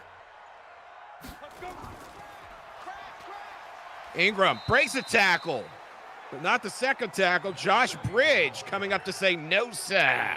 Bonus number 22. Wee woo, wee woo. Here's the big thing now for Vegas. They've been able to get to Shanahan here on these third downs and figure it out. So now here comes the Aztecs trying to come up with a third down conversion. Short drop for Shanahan. Blitz coming. Has time for now. Tucks it and goes. Has the first down. Cumberland brings him to the turf. But too little too late. Shanahan, the leading rusher of his team so far, and Los Angeles keeps their drive alive. Houdini's in the house. Look at this, snaking through his O-line as the pocket again collapses around him. Seeing nobody open downfield, he can see over his O-lineman, but he just gets out there in the nick of time. He's got a timer out there. He's trying to buy time for his wide receivers to find some space or anything. Does a fantastic job of just getting forward, keeping the drive alive. This is a hell of a jump cut out of the pocket, especially for a white guy. Fresh set of downs for the Aztecs. Shanahan play action. Has time. Is going to let it rip toward the end zone. And incomplete. Hard to tell from that vantage point, but it looked like it just popped out of the hands of the receiver. Second down. Well, I think Henderson, he wouldn't have been complete had he caught it, because he had 1 foot on the end line as well. And the refs look unfavorably upon those that go in and out of play. Short drop, Shanahan looking for, it looks like Lenerick Fancher the second. First target for Fancher, incomplete. And now a crucial third down here. LA on the cusp of field goal range. Brian McCabe's long on the season is 51 yards. Shanahan rushers in his face. That pass complete. The Aztecs continue to march. Now, I like the call from the Vegas defense. They know that Shanahan has made him pay on third down just by using his feet. So what do? They send a little extra pressure, and then they have to make Shanahan throw. He throws to the outside where he got burned earlier in the game, and it's just a good pass. Landry Williams can't get caught up to Lars Bizarre in time. Fourth catch of the half for Javon Muhammad. And Shanahan continues to deal. Throw is complete. This time it's Lars Bizarre. And you see the numbers there for Shanahan, who just hit 100 yards passing. And that's been their one main bell cow tonight, is the passing game by Shanahan, because the run game has struggled. And Vegas, they know that Vegas is a little weaker when it comes to defending the pass, so they've got to try and get guys open. With Shanahan being able to stand in the pocket for 3 seconds plus, that's a recipe for disaster for the Devils. Johnny Shanahan putting this team on his back. Second and short, playbook is wide open here. Short drop, dealing again, and again it's Muhammad. Catch number 5 on the evening. That's going to be first and goal. And how about a tale of 2 seasons for Vegas? Last season, they led the league in sack 57. This season, they're second worst with just 28. They've not been able to get pressure to opposing quarterbacks. Ingram to the 5 and down to the 2. A great play call with Vegas having 6 defensive backs on the field. Second and goal. This Vegas defense has got to be a little bit more aggressive, have to be able to find a way through. They're in a goal line stand right here, trying to keep their lead. Handoff, that is Victor Washington, the resident vulture of this Aztecs offense. He's going to get blown up in the backfield by Charles. Third and goal. And Charles does a good job fighting off of his blocker, quickly plugging up the hole and allowing the rest of his defenders to get through. Ethan Jenkins there as well, on the gang tackle, and now it's third down. One more stop is all they need to keep either a lead or keep it level. Field goal will tie the game. Shanahan going to the end zone, touchdown! McKay Breeze. And here's the one thing the Aztecs have done very well tonight, using route concepts to advantage. This time, Breeze runs a deep in with a stop route from his slot receiver. That bunches up the defenders, and they can't communicate too well. They got 3 guys standing in one spot, and Breeze just cuts around the back of him and gets open. Second touchdown in 2 weeks for Breeze, and the Aztecs take the lead. If I'm not mistaken, that's the second touchdown of the season for Breeze. 815 yards and 1 score coming into the week. And Breeze has just doubled his touchdown output on the season. The extra point is good. And the Aztecs take the lead. Their first of the game. It's 7-3. And these long drives, Josh, have really eaten up the clock. I can't believe we're already under 4 minutes left to go in this half. We have very much just ran through this entire night. And now we get another bonus number quickly for you all playing bingo. Bonus number 49. Wee woo! Wee woo, 49. There's your bonus number. Those numbers will be updated as we continue to progress through the game. And now with just 3:23 to play in the first half, Vegas, who started the game with the football, will now begin their 4th possession of the game as Chris Corrales runs this out to the 37. Very nice return from Corrales. Absolutely, excluding the interception. That's got to be their best starting field position of the night. In fact, it might even include that interception as well. So a chance here for Vegas to answer back, something they really haven't been able to say, again, for the most of this season. Chima throws on first down. That is caught. And from what is their best starting field position of the night, they improve upon that. Mike O'Neal, first catch of the game, good for 11 yards. He gets rewarded for his brilliant block on the scoring drive with a good catch here. Good crossing route, catching the defense off guard in man coverage. Lofted in at fullback. Chima will throw again regardless. 4-man rush. Pressure coming. Chima will tuck it and go. Out past midfield. It will slide at the 45-yard line. 2nd and 3. Again, he's not used to carrying the football down the field. You can see him just try and figure out which arm do I put it in? Which arm do I put it in? He finally gets down. It's good job from him again. Change of pace, getting him out, using his feet. On the rollout this time, Chima complete to Mike O'Neal again. And now the passing game starting to heat up here for these Vegas Devils. And that comeback route, again, confusing. We've got a lot of good route runners out here tonight for both squads. O'Neal, one of just a couple of them here. Rie just guesses that it's going to be a go, but O'Neal cuts it back, gets himself open as we hit the 2-minute warning. Vegas looking for their Hollywood ending here in Los Angeles. They trail 7-3, but they have the football, and they've got 2 minutes to do something with it. You're watching UFL Coast to Coast on the Virtual Football Network. Mac Chima deals again. That is caught. And that could be no one but the burly figure of Clutch Grab, who makes his second grab of this game. And there's the game plan coming into effect. Low underneath crosser, getting in front of those linebackers, using the speed that the tight end has against these maybe slower backers. LA sends the blitz. Chima finds Nitro on the backside of that play. And they does get positive yardage, but not much. Second down.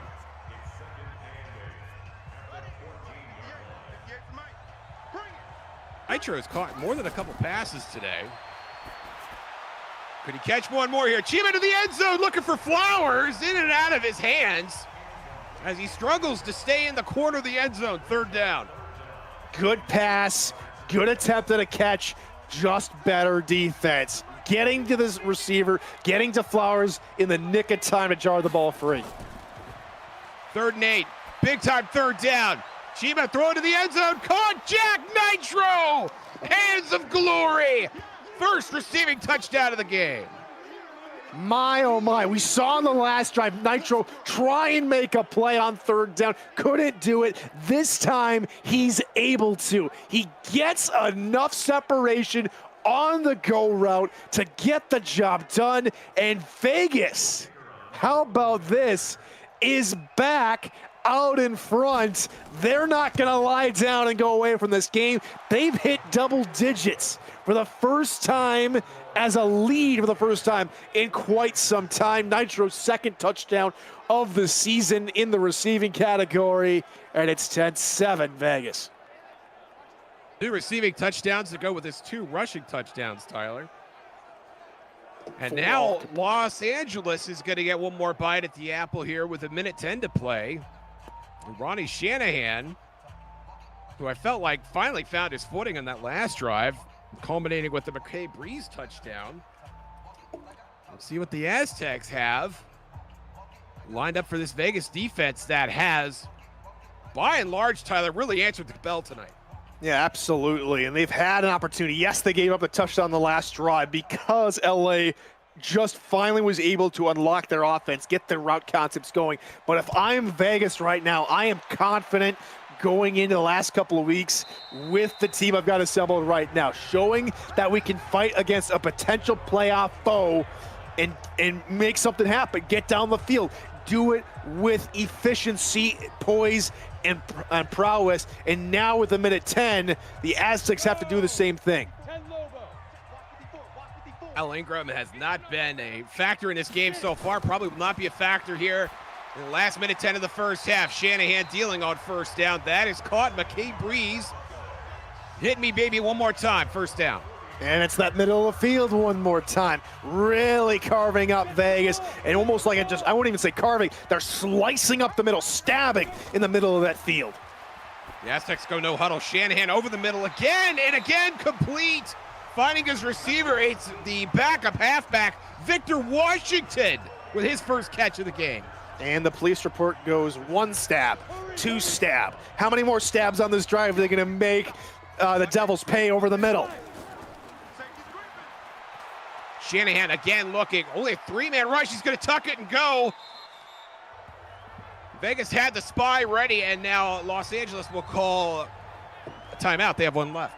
I will say that is the best counter right now for Shanahan, who's willing a lot more often to tuck it and run, especially on this 2-minute drill drive.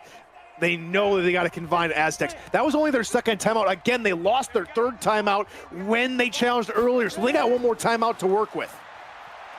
Shanahan, will he even need it? Throwing to the sideline, Ingram finally has a play for positive yardage, but the clock will run. 12 seconds left, 3rd down. Man, they're probably just going to have to heave one here unless they want to call a timeout here with a few seconds left.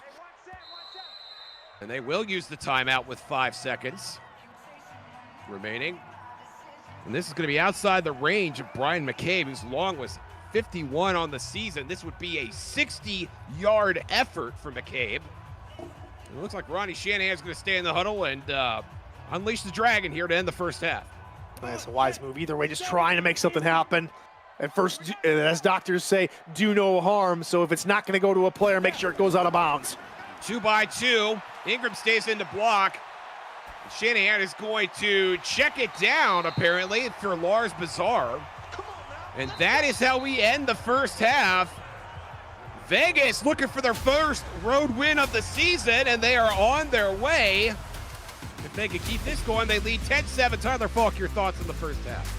Finally, I can hear the sigh of relief in the Vegas locker room and in the commissioner's office here tonight with the amount of forward progress that Vegas has had here tonight. Able to move the football very effectively. For Los Angeles, this has got to be a wake-up call right now. These guys have been ahead of Vegas for quite some time in the Great West standings. Just one loss could really upset the balance of things. Vegas, who is tied with Minnesota right now, at the bottom of the standings with a chance to claw one back.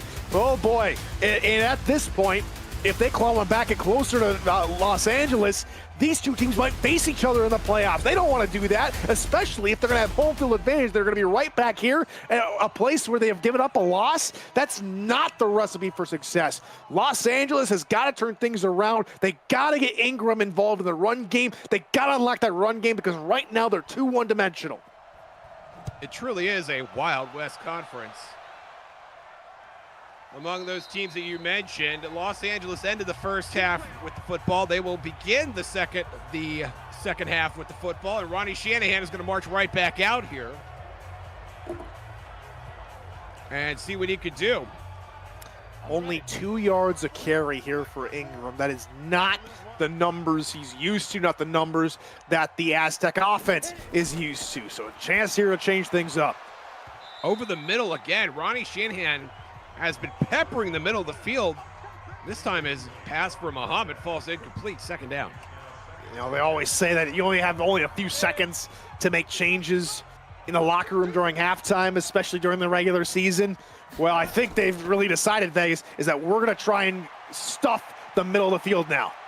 Shanahan's going to put it up toward the right sideline, Wow. And that's going to be complete to Fergus Henderson.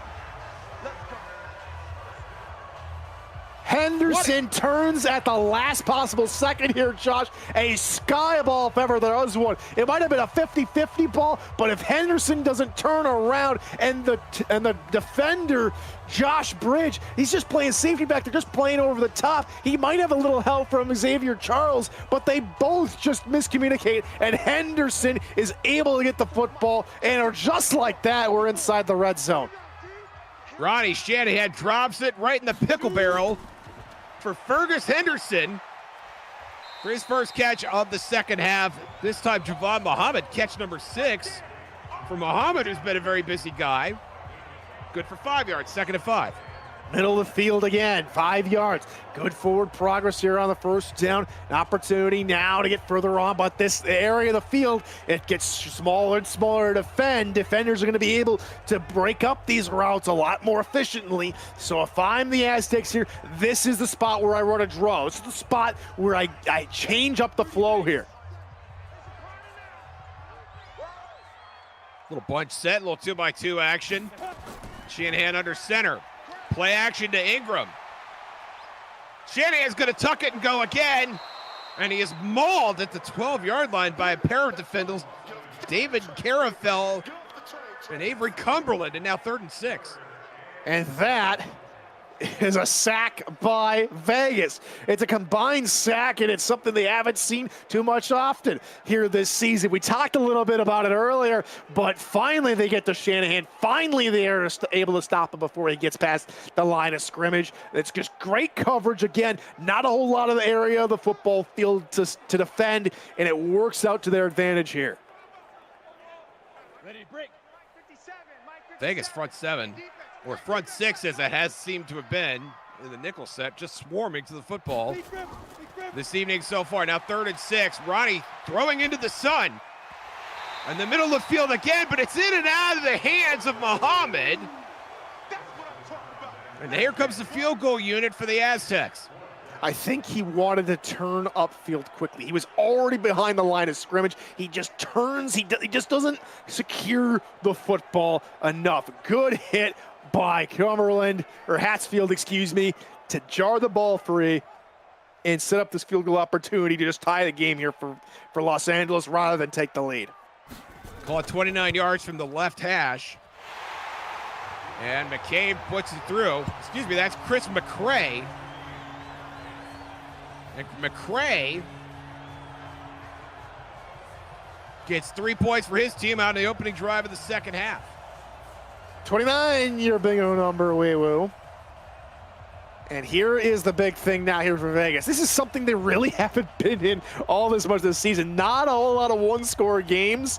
So what do you do now? You're in uncharted territory. You have a tie ball game. This Aztecs team is not going away, but you've been able to come up with a couple of crucial stops. Now it falls on your offense, who has played very well for you in the first half. What adjustments have the Aztecs defense made on their side to try and slow them down? We'll see. Guess we'll run this out. That's Corrales that gets to the, no, excuse me, that is Chris Corrales, number 46. And another nice return for Corrales as the Devils will start on their own 29-yard line. That guy was busy in the first half, 11 carries. Usually averages about 18 or 19 a game, Tyler, so a little bit of tread still on the tire. Yeah, absolutely, and he does have that receiving touchdown, so a very busy boy, Jack Nitro. And a little busier still, carry number 12 out to the 35. Call it 36, a nice rush. He had a 7, 2nd and 3. I don't think we've seen a negative play on first down for Vegas tonight. I don't think That's so a good sign. That's a very good sign. Now on the gun. 4-man rush. Chima finds his receiver. That's David Glidden. Welcome to the stat sheet, Mr. Glidden. First catch of the game. 49 catches on the season, making it even 50. These adjustments on second and short, second and medium are paying dividends. They're throwing different route concepts at the Aztecs defense that the Aztecs have not seen in the film room, have not been ready for, we're not accustomed to seeing. And so it's a good opportunity for Vegas to take advantage. They're doing a great job of it here tonight. Spreading them out here on 1st and 10 out of the shotgun. Chima going to the sideline, and Nitro didn't really have a chance to bring that one in, despite some protestation from the sideline. 2nd down. Had to get out of bounds in order to catch that ball, so not the best throw. And now 2nd and 10. The Aztecs bring some pressure here. Short drop over the middle. That is caught. David Glidden once again. 2nd catch of the game, 2nd catch of the drive. 1st down. I want to say that was a linebacker on the speedy wide receiver, and that's a mismatch waiting to happen. But a bunch set this time to Chima's right. Ethan Flowers all alone on his left, and he's going for Flowers down the sideline. In and out of his hands. Incomplete. Mike Denali on the coverage. 2nd down. Man, what a play by Denali. And Chima and Flowers have really been trying to make that connection work. We saw a corner route in the corner of the end zone go for naught, and we just saw that go route go for naught. Not really going to plan for Chima and Flowers. Nitro, however, different story. A little shiftiness there, and very productive run. The off tackle left and right, both working very well for Nitro so far. And now Dante Lofton checks back in at fullback on 3rd and 2. Lofton's going to get the call, and Lofton's going to get the 1st down. 3-yard carry for Dante Lofton. Everybody's eating tonight, whether or not it's tailback, wide receiver, tight end, and now the fullback. Lofton is able to get the good push here. Duncan with a good second level block to secure the lane, and all they needed was just a couple. That's all they needed, and that's what they got. Dante Lofton 10th carry of the season for the fullback. And they go back to Nitro here, just pounding the interior of that Aztec front, and they get 4 yards for their effort there. Tough, hard-nosed football that suits today's game. And this level pegging type of affair here. Vegas not afraid to lower the shoulder. Blitz coming, that is caught. And turning upfield is David Glidden, who was the man of the hour here in the second half, and it's 1st and goal. In the early game here on Coast to Coast, we saw a crossing route go for naught for Phoenix, ended up being an interception. On the last play, the other way around, catch and a block by the other crossing route to get him free. Vegas now has to find a touchdown. They haven't done it in 8 quarters, and Chima's gonna go down. Tackled from behind, Ernie Billups with the sack. Well, they just had a touchdown in the second quarter, but that's really far out of the back of their minds, especially with the pressure by Billups here. And he just fights off a different defender, and Chima takes too much time. Again, not used to tucking in and running, expecting his wide receivers and tight ends and targets to make a play to get open, and this time it just doesn't work out. We talked to the last Aztec drive how much the space here shortens here for the defense to not guard as much, and that time it works against Vegas. To be fair, that touchdown was out of my mind as well. Nitro up the middle on 2nd down. Carry number 15 for the running back here in the middle of the 3rd quarter, and now 3rd and goal.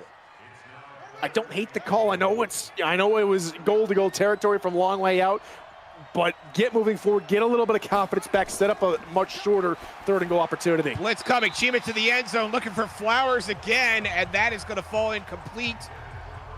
And now 4th and goal. And Vegas set to kick the go-ahead field goal off the foot of Kalen Watkins. And that's just a dropped interception. Oh my goodness. Los Angeles gonna want that one back. Connor Fleming's gonna want that one back. But back to Flowers here for just a hot second. He's been targeted so often tonight, but the Aztecs defense have done a superb job of covering. I don't think he has maybe just one catch, maybe not a single catch tonight. 30 yards from the right hash, that is good. And Watkins, for the 2nd time tonight, gives his team a 3-point lead. 13 off the bingo card, we will. Opportunity for the Aztecs. Now they hold them to a field goal, but they also held them to a field goal in the opening drive. So this is the opportunity. What I'm saying is LA's got to respond, and they've done well to begin this half with a field goal to tie up the game in at 10. Now they're going to have to get more points again here to get moving back down the field. I'd stay away from 3rd down because it's been a hit or miss territory unless Shanahan has taken off with his legs. Drive summaries for the Aztecs tonight. Punt, interception, the McKay Breeze touchdown, the end of the half, and the field goal that opened the second half that tied the game at 10 points. And we're just going to see that Al Ingram stat line all night until Ingram and this LA rushing attack are able to get into gear. Right now, Ronnie Shanahan, he's the rushing attack and the passing attack. And he'll be passing on 1st down. Throw it to his left, caught. There's a little bit of a hit from Landry Williams onto McKay Breeze. That's just a perfect route. Again, Vegas playing a little bit deeper on the routes. Try not to allow anything behind them. But those stop routes, that's going to kill that type of concept. 38 now, blitz coming. Shanahan gets rid of it. And again, that is caught. And again, McKay Breeze, the recipient of a hastily thrown football. And again, the Aztecs have a 1st down. You know, fool me once, shame on me. Fool me twice, shame on you. And that's the thing. That's a back-to-back curl flat concept that just slice and dice for over 10 yards. Will Vegas get fooled again? Shanahan to the corner this time. It is caught. Lars, bizarre gain of 25. Now I think Vegas is just playing too conservative. That's back-to-back-to-back plays where they played more of a deeper, route. It's covered 2, so there's going to be an area over the flat on the far side that's going to be open, and Shanahan finds it. It's just as simple as that. 261 passing yards tonight for LA, and it's because of these route concepts that have gotten their guys open. Shanahan's rarely thrown into tightly contested coverage tonight. Shanahan has 3 receivers that have at least 5 catches on the game. They go back to the run this time. Ingram has a seam on the left side, or the right side. Inside the 10 to the 5, it'll be 1st and goal. Largest run of the game for Ingram, gets great blocking on the outside. Bizarre helping out on the far end, sealing the edge. He gets Ingram out there, 1st and goal. Couldn't have asked for much better on the run. 1st and goal from the 5. Shanahan will start in the shotgun. That's McCade Breeze in motion at the top of your screen. Ingram's going to run a route that go to Breeze. Ball is bobbled in the air. I think half the Vegas defense got a finger on it, but it falls incomplete. 2nd down. Well, you're almost right about that. 3-4 different white jerseys got their hands to it, and that's another what could have been interception type play. Warwick Wallach back in the game. Ingram to the 1. Very close to the plane there at the goal line. They're going to spot him at the 1, 3rd and goal. Oh man, this is tough. This is the nitty-gritty stuff in this type of game. This is exactly what you want to see. 1 yard to go. Who's going to win, the big defense or the lineman on the O? They started the shotgun on 3rd and 1. Shanahan complete to Lars Bizarre. Bizarre cannot get to the pylon. It'll be 4th and goal. Carufiel and Bridge combine for a brilliant tackle on the outside. Let's take a look again. There's questions on whether or not he got the pylon. He knocked the pylon on the outside of the pylon when he was already out of bounds. And so it is not a touchdown. Out of bounds again, just short of it. Heck of a stand for Vegas. They're going to have to do it one more time. And in the shotgun on 4th and goal. That's Victor Washington in the backfield with Shanahan. Shanahan lets it rip. That's caught. Touchdown, Javon Muhammad. Again, another brilliant route concept. A deep in and a short out. Completely fooling Landry Williams. He gets bumped by Muhammad because he's not expecting Muhammad to come after him. He's trying to play his area. He's trying to play the deeper route. And Muhammad says, thank you very much. I'll take that. And we'll take the lead. The extra point is up and good. LA leads 17-13. 8 plays, 74 yards on what has to be their most productive drive that we've seen out of Vegas so far, just in terms of what they've been able to do with balance, Tyler. Not only just Shanahan throwing the ball, but also getting that big run from Al Ingram. Yeah, absolutely. I think it all just culminated there. Again, there's a little bit of hiccups, and that goes with any drive here. But now LA is 10 of 14 on 4th down of the season. It's the 2nd best in the league, and they're doing it by having these route concepts designed for 4th down, designed to create mismatches, designed to create confusion on the defensive side of the ball, and it works for them. It worked there that play. That's why they have the lead, and now it's up to Vegas. Can they respond as well? Now we're going a little bit more back and forth. Now we're starting to see a lot more points being generated.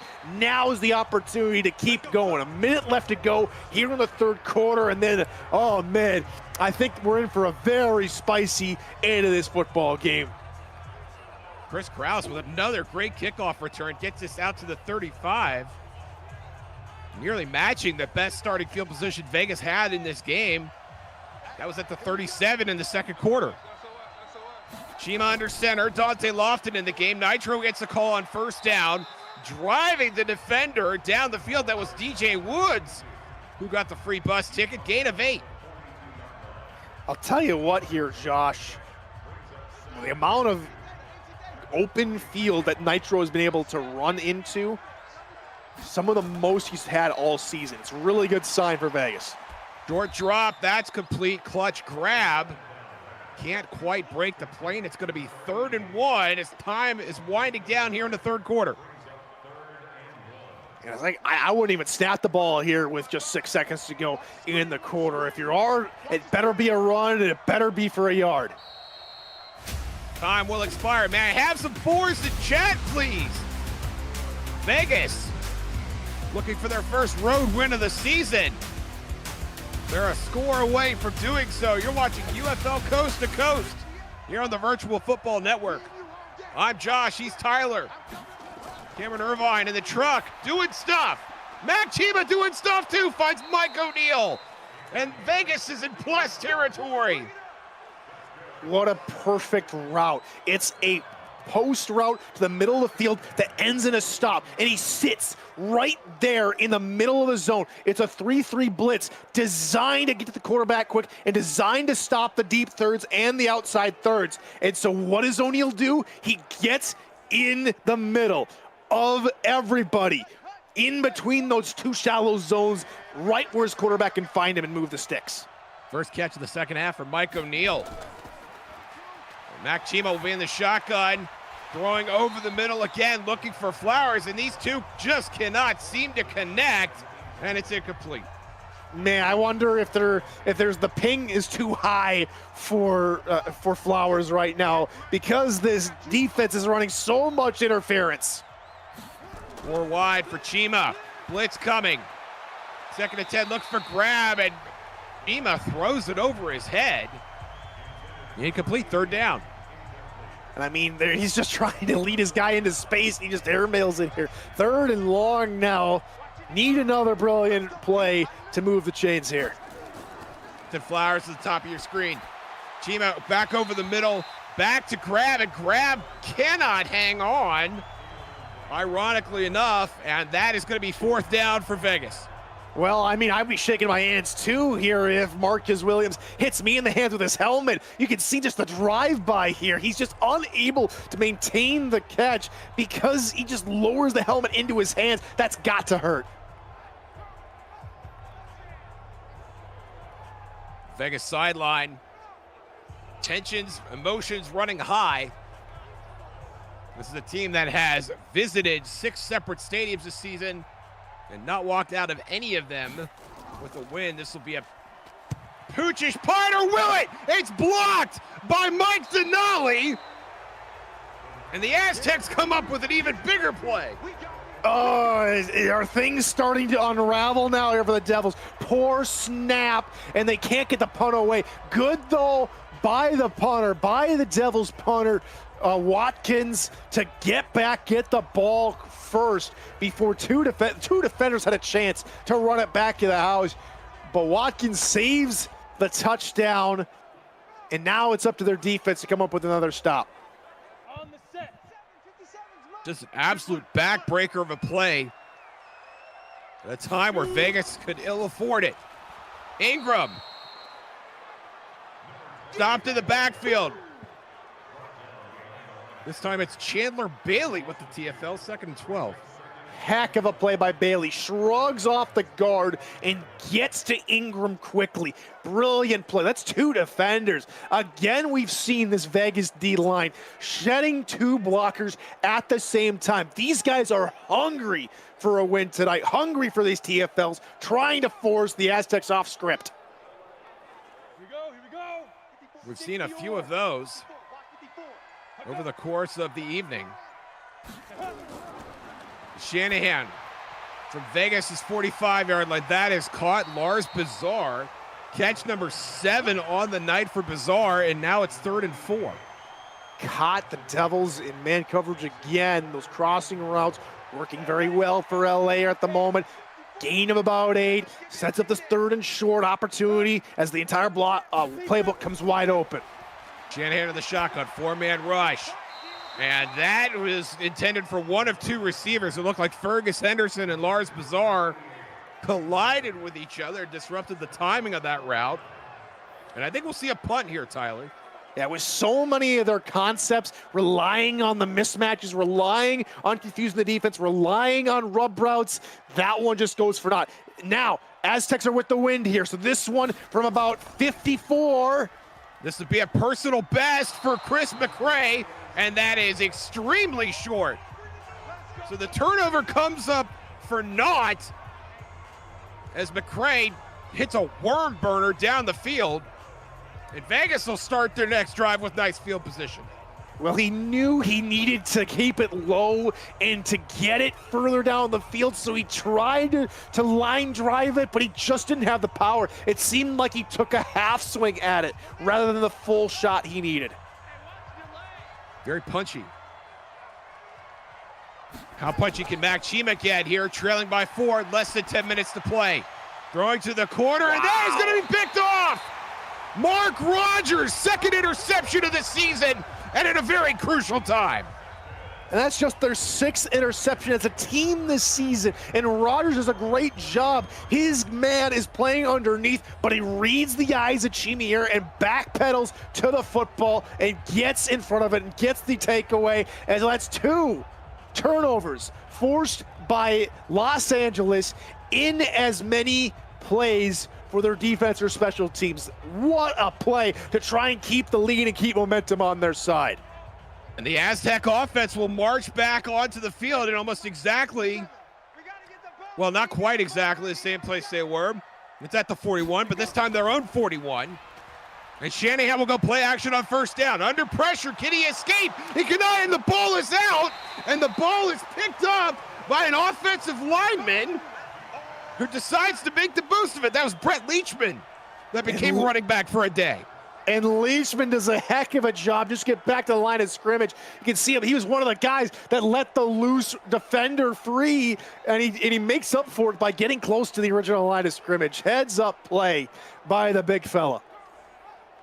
That's pretty good for a guy that big to bend down and grab something and then stand up and start running with it. Just over 9 minutes to play. Shanahan deals. That is caught. Javon Muhammad has been a busy guy. That's his 8th catch tonight. What type of concept are the Aztecs going to draw up here? Bunch them on the far side. A lot of things that can come out of here. Maybe a wheel route from the tight end or an out route from the up man. Lots of opportunity here for Shanahan and company.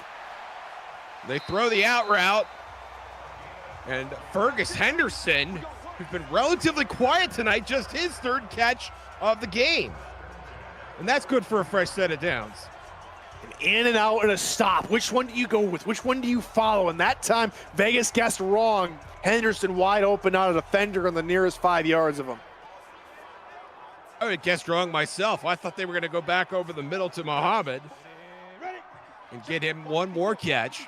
But as it stands, Ronnie Shanahan back in plus territory and continuing to deal. And this time he does find Javon Muhammad, who somehow hangs on to that football for a gain of 7.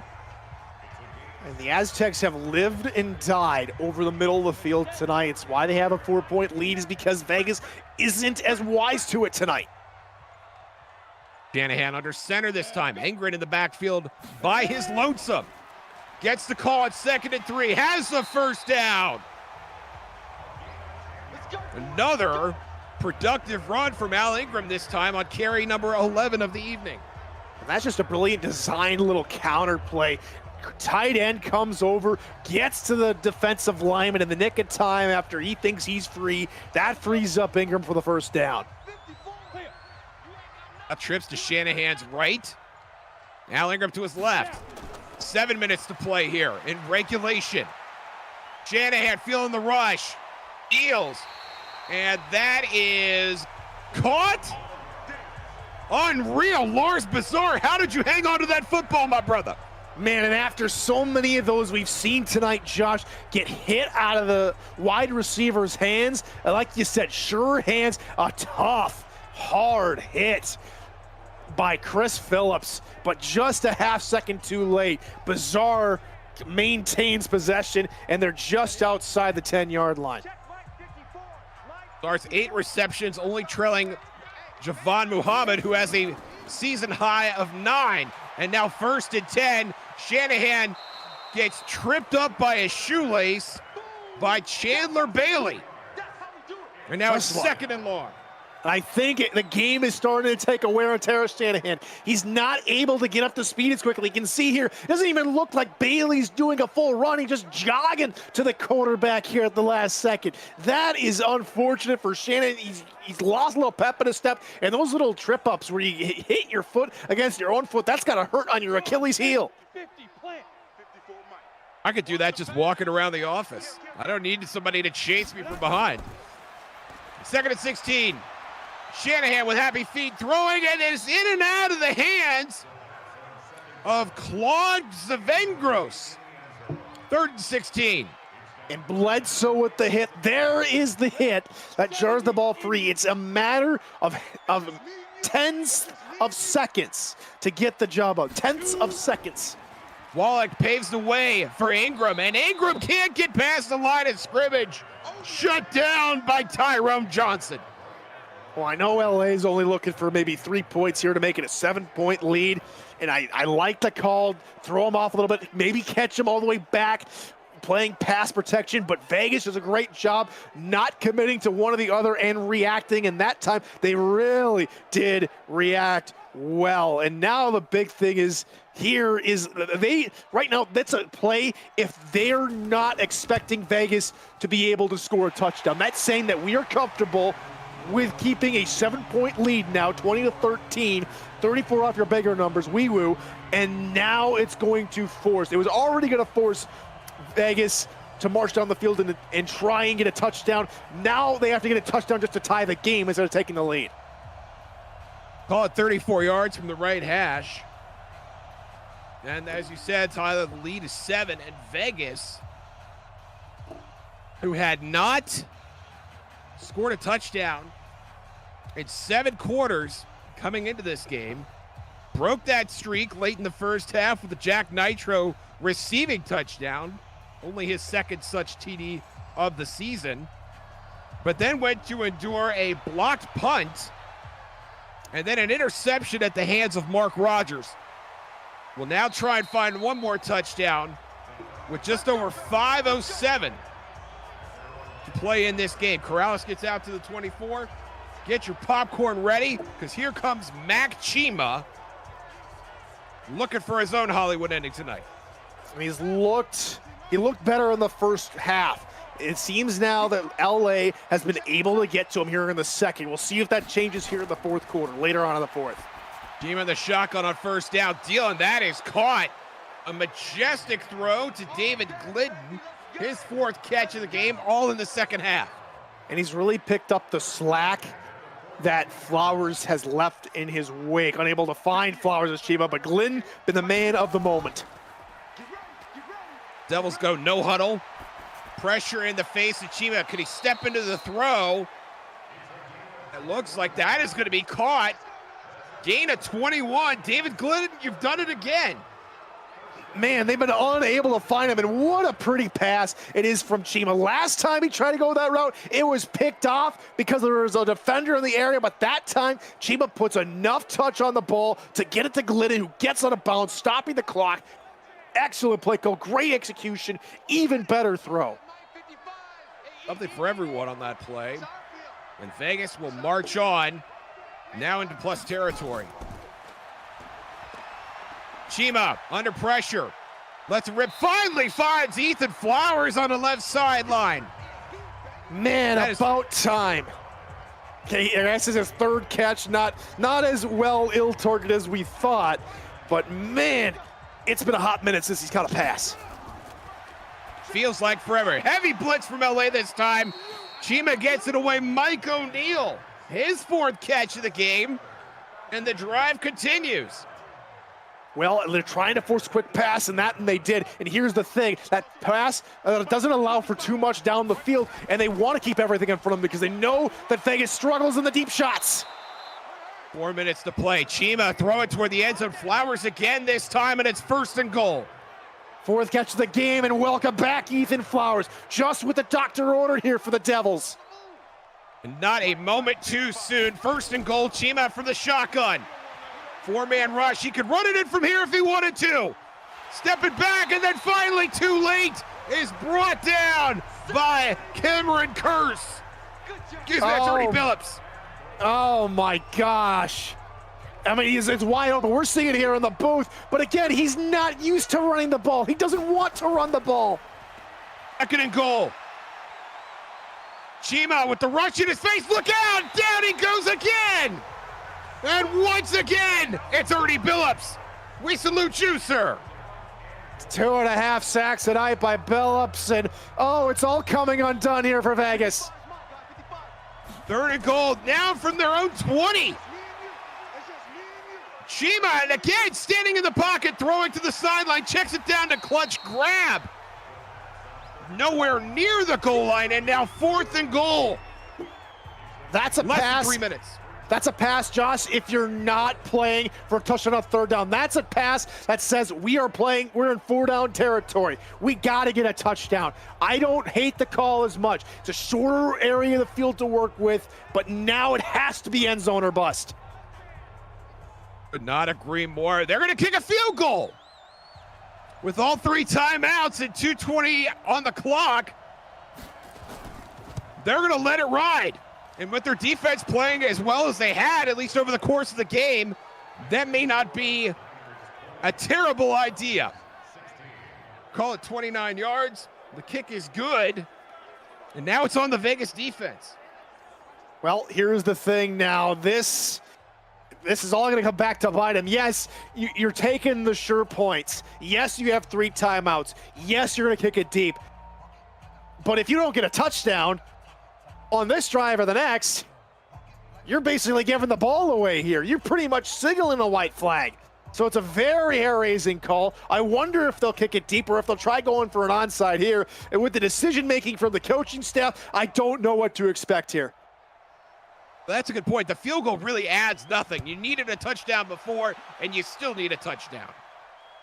The only difference here would be that a touchdown would give you the win. Fergus will get this out to the 26. And Al Ingram, how his fortunes have improved, if not wholly changed over the course of this game. Only 5 carries, though, in the second half, Josh. Shanahan is still throwing the ball. I would expect Shanahan to continue to throw the ball and try and attack the middle of the field where Vegas has not really been as strong tonight. The most accurate passer in the UFL in terms of interceptions lets it rip on 1st down, and that is incomplete, and that's basically a free timeout for Vegas. 2nd down. Heck of a play by Landry Williams, laying out just to knock the ball away. A shotgun here on 2nd and 10. The Ronnie Shanahan Express rolls on. No, they go to the draw to Ingram. Ingram up to the 30. Ingram down to the 34. And Vegas will start to use their timeouts. Well, they got the free timeout early. Now they only use 1. Now they need another stop. 3rd and 3. What do the Aztecs have dialed up here? Is it going to be a route concept, or are they going to try and feed the running back who has turned a new leaf here in the second half? Would you give Al Ingram a chance here for 3 yards, considering what he's done this game? Absolutely, against this 5-down lineman front. Ingram gets the call around the right side, gets the 1st down out to the 40, and we reach the 2-minute warning. LA trying to hang on to hold serve here at home. This is UFL Coast to Coast on the Virtual Football Network. Ronnie Shanahan of the LA Aztecs trying to maintain position in the Great West Conference. And now Vegas will use the 2nd timeout as their hopes start to dissipate here in this game, Tyler. Expect a lot more pressure. Expect what we saw there. 7 men on the line, trying to get in the backfield quickly. Loss of 3. They've only got 1 more timeout to work with. And so if I'm the Aztecs, I am not throwing the football. If I throw the football, I am giving Vegas opportunities here. With that in mind, Warwick Wallach stays in the game at fullback. Ingram to the 40-45. And Barrows, what has been his most punishing run of this game, not only in physicality, but also in terms of where it leaves Vegas closer to victory, or Los Angeles closer to victory. 3rd and 1 for the game. Biggest 3rd down of the ball game. Both defenses struggle to stop 3rd downs. Both offenses struggle to convert. Wallach in at fullback. They go play action. They're going to throw it here on 3rd and 1. And that is caught. Flag on the play. Might be coming back, holding. Savengros, it will come back. Josh Sullivan can't believe it. And now they're running on 3rd and 11, and the clock stops. Play action again here on 3rd and 11. Blitz coming. And that is caught but short of the marker, and he falls in bounds. That's 7 gross again, and the clock will run. Alvin's with a crucial tackle, but it works out for Vegas. They're going to have a little less time. It's going to be under a minute, and so they're going to have to march down the field quickly. They're going to have to get a good return. Luckily for, I should say, unfortunately for them, the wind is with the Aztecs punter. Brian McCabe on his own 30-yard line, boots it away. And that is a mighty boot all the way. Not only past the end zone, but into the seats almost. On the one hop, and now 1:05 remains for Mac Chima to deliver his team to the land of milk and honey. Vegas, they're a team of spreading it out. 5 different receivers with 2 touchdowns apiece. No one has the lead. They're spreading it out, and that's just a weird, wicked pass from Chima. Overthrew Flowers. That was nearly picked off. 1:02 remaining. And the disconnect seems to have resurrected itself here at the worst time. Reason why I bring it up is any one of these guys can be a hero for Vegas, or who will be the hero for Los Angeles? IDB's on the field for LA. Chima to the right sideline finds Flowers. Did he get out of bounds? They say no. Clock is running. 3rd and 1. Knee got down before the elbow, unfortunately. Clock will roll. 10-second runoff. No spikes here in the UFL. 42 seconds remaining. Chima in the shotgun. 3rd and 1. Obviously 4-down territory. Anywhere you cut it. Clutch grab. Middle of the field. And they get the first down, but they're going to lose 10 seconds here, Tyler. And this is where the game plan comes back to bite them. They wanted more of these crossing routes in the middle, but they still got to get down the field under 25 seconds. 20 seconds now. Chima in the shotgun. And then checks it down again. And again, the receiver's going to be tackled in bounds. It's Jack Nitro this time. They got to go. This is it. Time's going to expire if they can't get it off. 5 seconds remaining. Can they get the playoff? They will not. And that's how it ends. The Vegas sideline beside itself. The Los Angeles sideline ecstatic. Congratulations to the Los Angeles Aztecs. Final score, Aztecs 20, Devils 16. Tyler Falk, your thoughts on the game? Oh, the Aztecs got away with it here today. They did just enough to get her done. I will say the route concepts at LA, that's something they've really prided themselves on. And while the record may not show it, I am very impressed with LA. Look out for them as we close out the regular season because, man, they are going to be tight. In these tightly contested games, all they need is 1 or 2 route combos to go their way, and that's what they needed to have happen. That's what they got to have happen here. For Vegas, it's the 5th loss for them by 1 score this season.